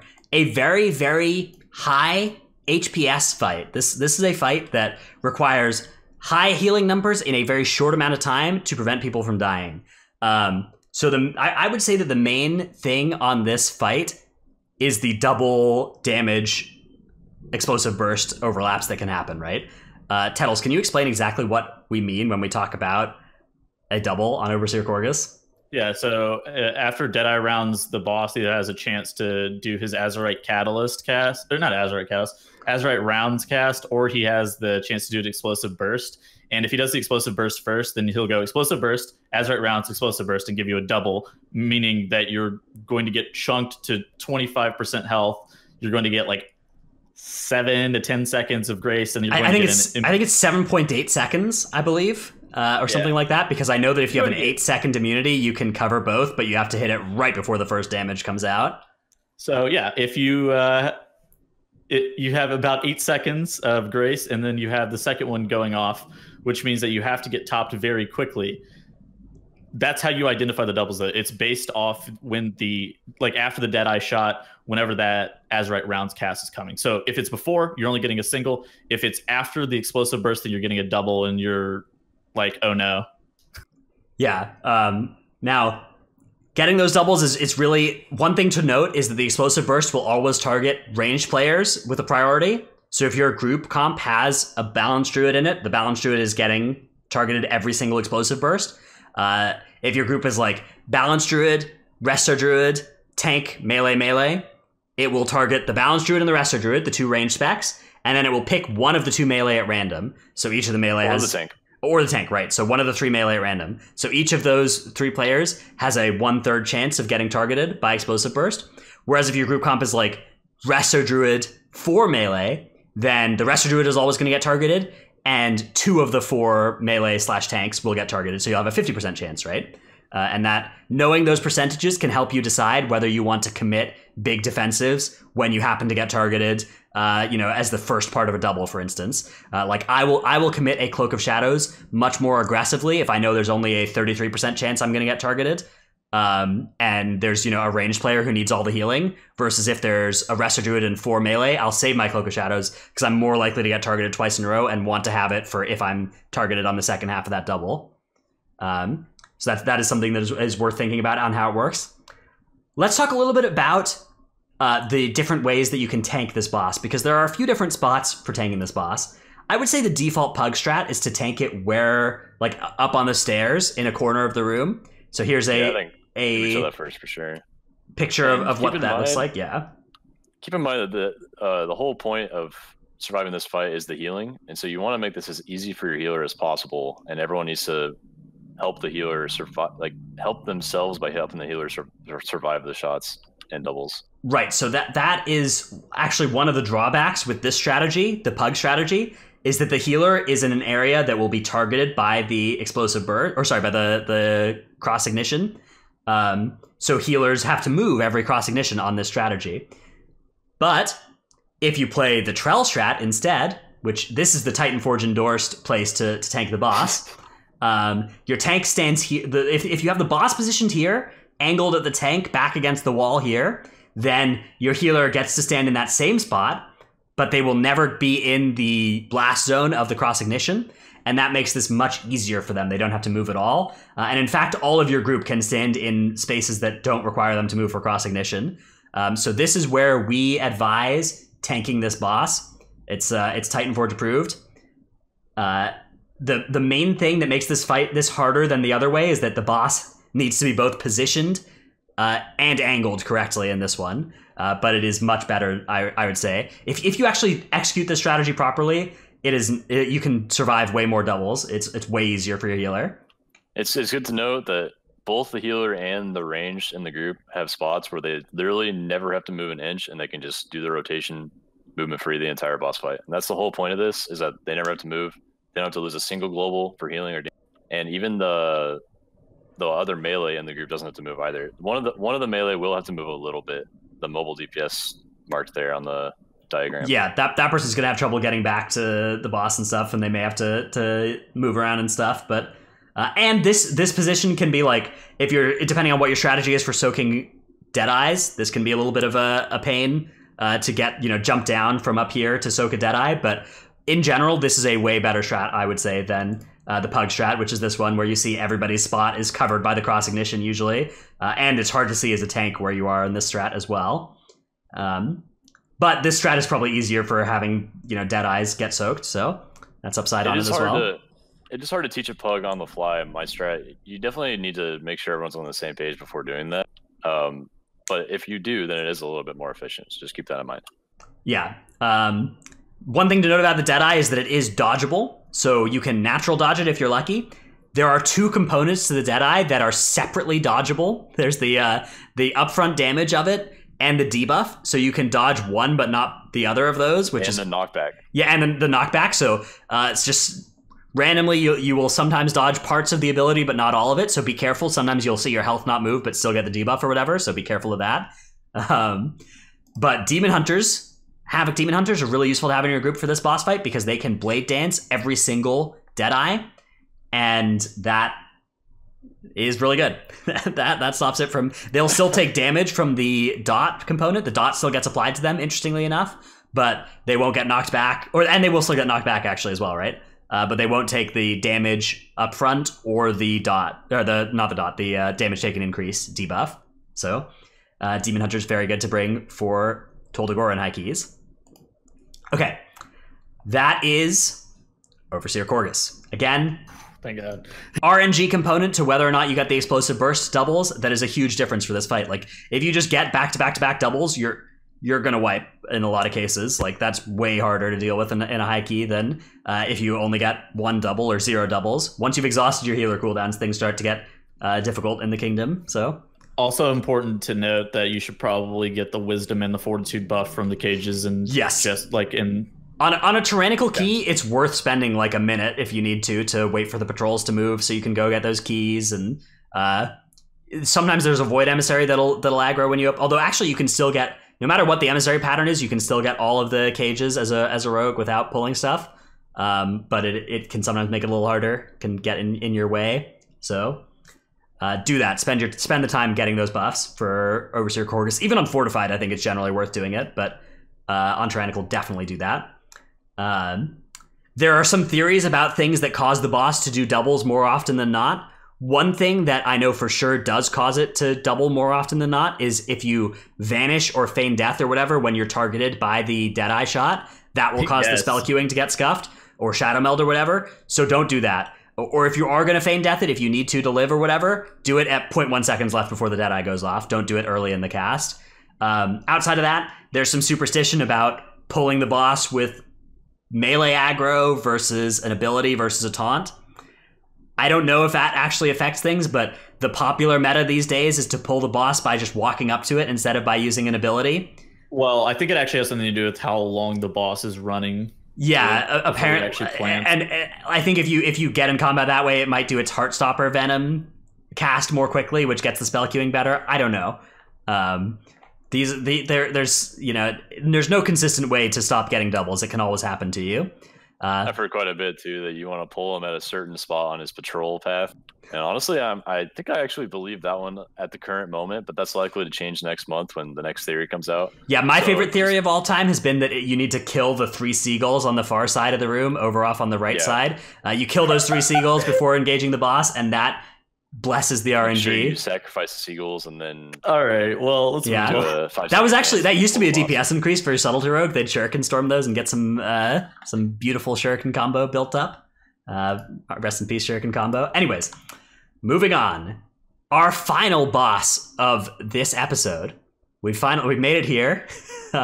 Very, very, very, very many bosses that we've actually chosen to talk about today. This boss was picked by our patrons. We offered them a choice between several bosses that we thought were interesting, and the one they selected was Knight Captain Valyri. So Knight Captain Valyri, the third boss of Toldagor, is the one with the barrels. This one is one of the easier bosses numerically, and as a melee DPS, if you play with a competent tank or healer, you will often not have to do anything on this fight, but the barrel movement is actually a thing that does have a lot of nuance to it, and we would like to talk to you about that today. So Tettles, how does one move barrels on Knight Captain Valyri? All right, so first off, don't touch the barrels until the first ignition comes out. Basically, the ignition is just the ground effect, the circle that goes underneath the barrels. Do not touch barrels until those happen. If you actually move them preemptively, then you will actually get like 6 barrels instead of 4. That's bad. Don't do that. Yes. And there's a barrel outside of the room in the trash area. You want to blow that barrel up or move it far away from the boss area before engaging the boss. Otherwise, she might target it and blow it up, and then that will also increase the spawn rate of barrels for the rest of the fight. Yes, very cool. Very cool game. Anyways, so after that, basically the core of the strategy here is to get the barrels towards the outer edge of the room. I've seen some strategies involve most of the time it's going to be your healer and your tank moving the barrels predominantly. However, ranged DPS and melee will infrequently have to move them. If there's a big crossfire that comes out whenever she's doing her cone cast, you need to make sure that the ones that are next to you, the barrels that are next to you, are not getting hit by that. You should move them away. Beyond that, you can actually let the ones from the far side of the room get exploded. The only dangerous part of this fight is if you actually catch the boss inside of an infinite chain. Basically, the infinite chain occurs if you actually have a barrel explode, it ignites another barrel across the room, and then you have more barrels spawn at some point, and then it like ignites a barrel like in the middle of the room. And then you'll actually just like chain ignite the barrels infinitely, which is very scary, and that's what you can't do. So you have to be careful with what barrels are exploding and when they're exploding. Mm-hmm. That is the big threat, is the chain that covers up the whole room. Keeping all the barrels close to each other will minimize the chances of that happening. So as long as the barrels are nice and clumped, it's basically impossible to ever end up with the entire room covered in flame, which is the fail case. Have one safe corner right before she's going to blow up all the barrels with ignition. And the barrels that spawn in the middle of the room, you got to get those out of there quick. A lot of classes have ways to move while holding a barrel. Like most range specs can actually just walk around with a barrel in their hands and cast their full rotation. Like boom, if you get what's the dispel called? Fuse lighter. If Fuse lighter targets you and you're carrying a barrel, you will drop it and it will start exploding. Yeah, instantly. Yeah. Which is though, like you can carry around a barrel as a boomkin and tell your friends to look at how funny you look. As a prot warrior, you can grab a barrel and still thunderclap while you're running it out to the edge. As a monk, you can pick up a barrel, not be able to cast anything for some reason except for and then roll to the corner, drop it, and come back. So just whoever has the fastest way of doing that outside of the healer when the healer is in trouble, because that's generally their mechanic, is handling most of the barrels if possible. Yes. One thing that the tank can do as well is keeping the boss in a well-positioned place. I don't know what your favorite thing about to do in this fight is, Trell, but my favorite thing when tanking this boss is to keep it as central as possible for most of the time. Because keeping the boss near the middle of the room guarantees if you keep the boss in a corner, she can shoot towards the middle of the room and hit barrels all over the place. And barrels need to be moved from a wide part of the room. But if you keep her in the middle of the room, she'll only ever aim at like a quarter of the room, and you have a much smaller place that you need to move barrels to and from. That's definitely the play. And if you keep her near the middle as best you can, you usually have a little bit of time to drag her to the safe corner, just a little bit, so she's outside of the circle, so melee can be on her the whole time. If you can do that, that's definitely the best play. Sometimes it's hard to... I think the middle is better than the edges, is better than the corners as places to be holding her, all things being equal. And sometimes stuff gets scuffed, and you need to move her to the edges. Especially, this is a boss where quaking in particular can be a rough affix if you're having a lot of explosions going on. Barrel management is much more important, I'd say, on quaking week, because you can't really just like YOLO run from safe corner to safe corner without dying to quaking. So, you know, that I say is the hardest week for Knight Captain Valyri. Yeah, but I would say proactively moving the barrels is the most important element to take away from this boss, making sure that if you as a healer or a tank, as long as you proactively move the barrels and don't let them get you caught in an infinite chain, you'll be fine on this fight. Yeah. Again, big shout out to our patrons helping us pick this boss to talk about. We hope you have all enjoyed this episode of us talking about all of the bosses. What would you guys like to? We could do the Q&A, or we could skip the Q&A because this week has been a long episode already. I think we skip Q&A this week. All right, let's do that. Put it next time though. Yeah, because I don't want this file size to be too large for me to upload it everywhere. Man, it's already going to be close. Before we go, can we do a Knight Captain Valyri impersonation? Okay, do you want to be the guy throwing the barrels or Knight Captain Valyri? Yeah, I'll be the guy. Someone needs to be Knight. Hey, I don't want to be the guy. All right, you guys can both be the guy. I'll be Knight Captain Valyri. This is my fantasy here. Okay. More fuel to the flames now. Yes, a fire's a burning hotter. Oh, we're so stupid. All right, let's get out of here. All right. We hope you guys enjoyed this episode of the Titanforge podcast. Again, let us know what you think of this type of show. We'll be back next week with another one, is our current plan. Although it is Thanksgiving weekend for us, so you know things may change, but our current plan is to do one next week. We'll be back next week. Bye, everybody. See you guys.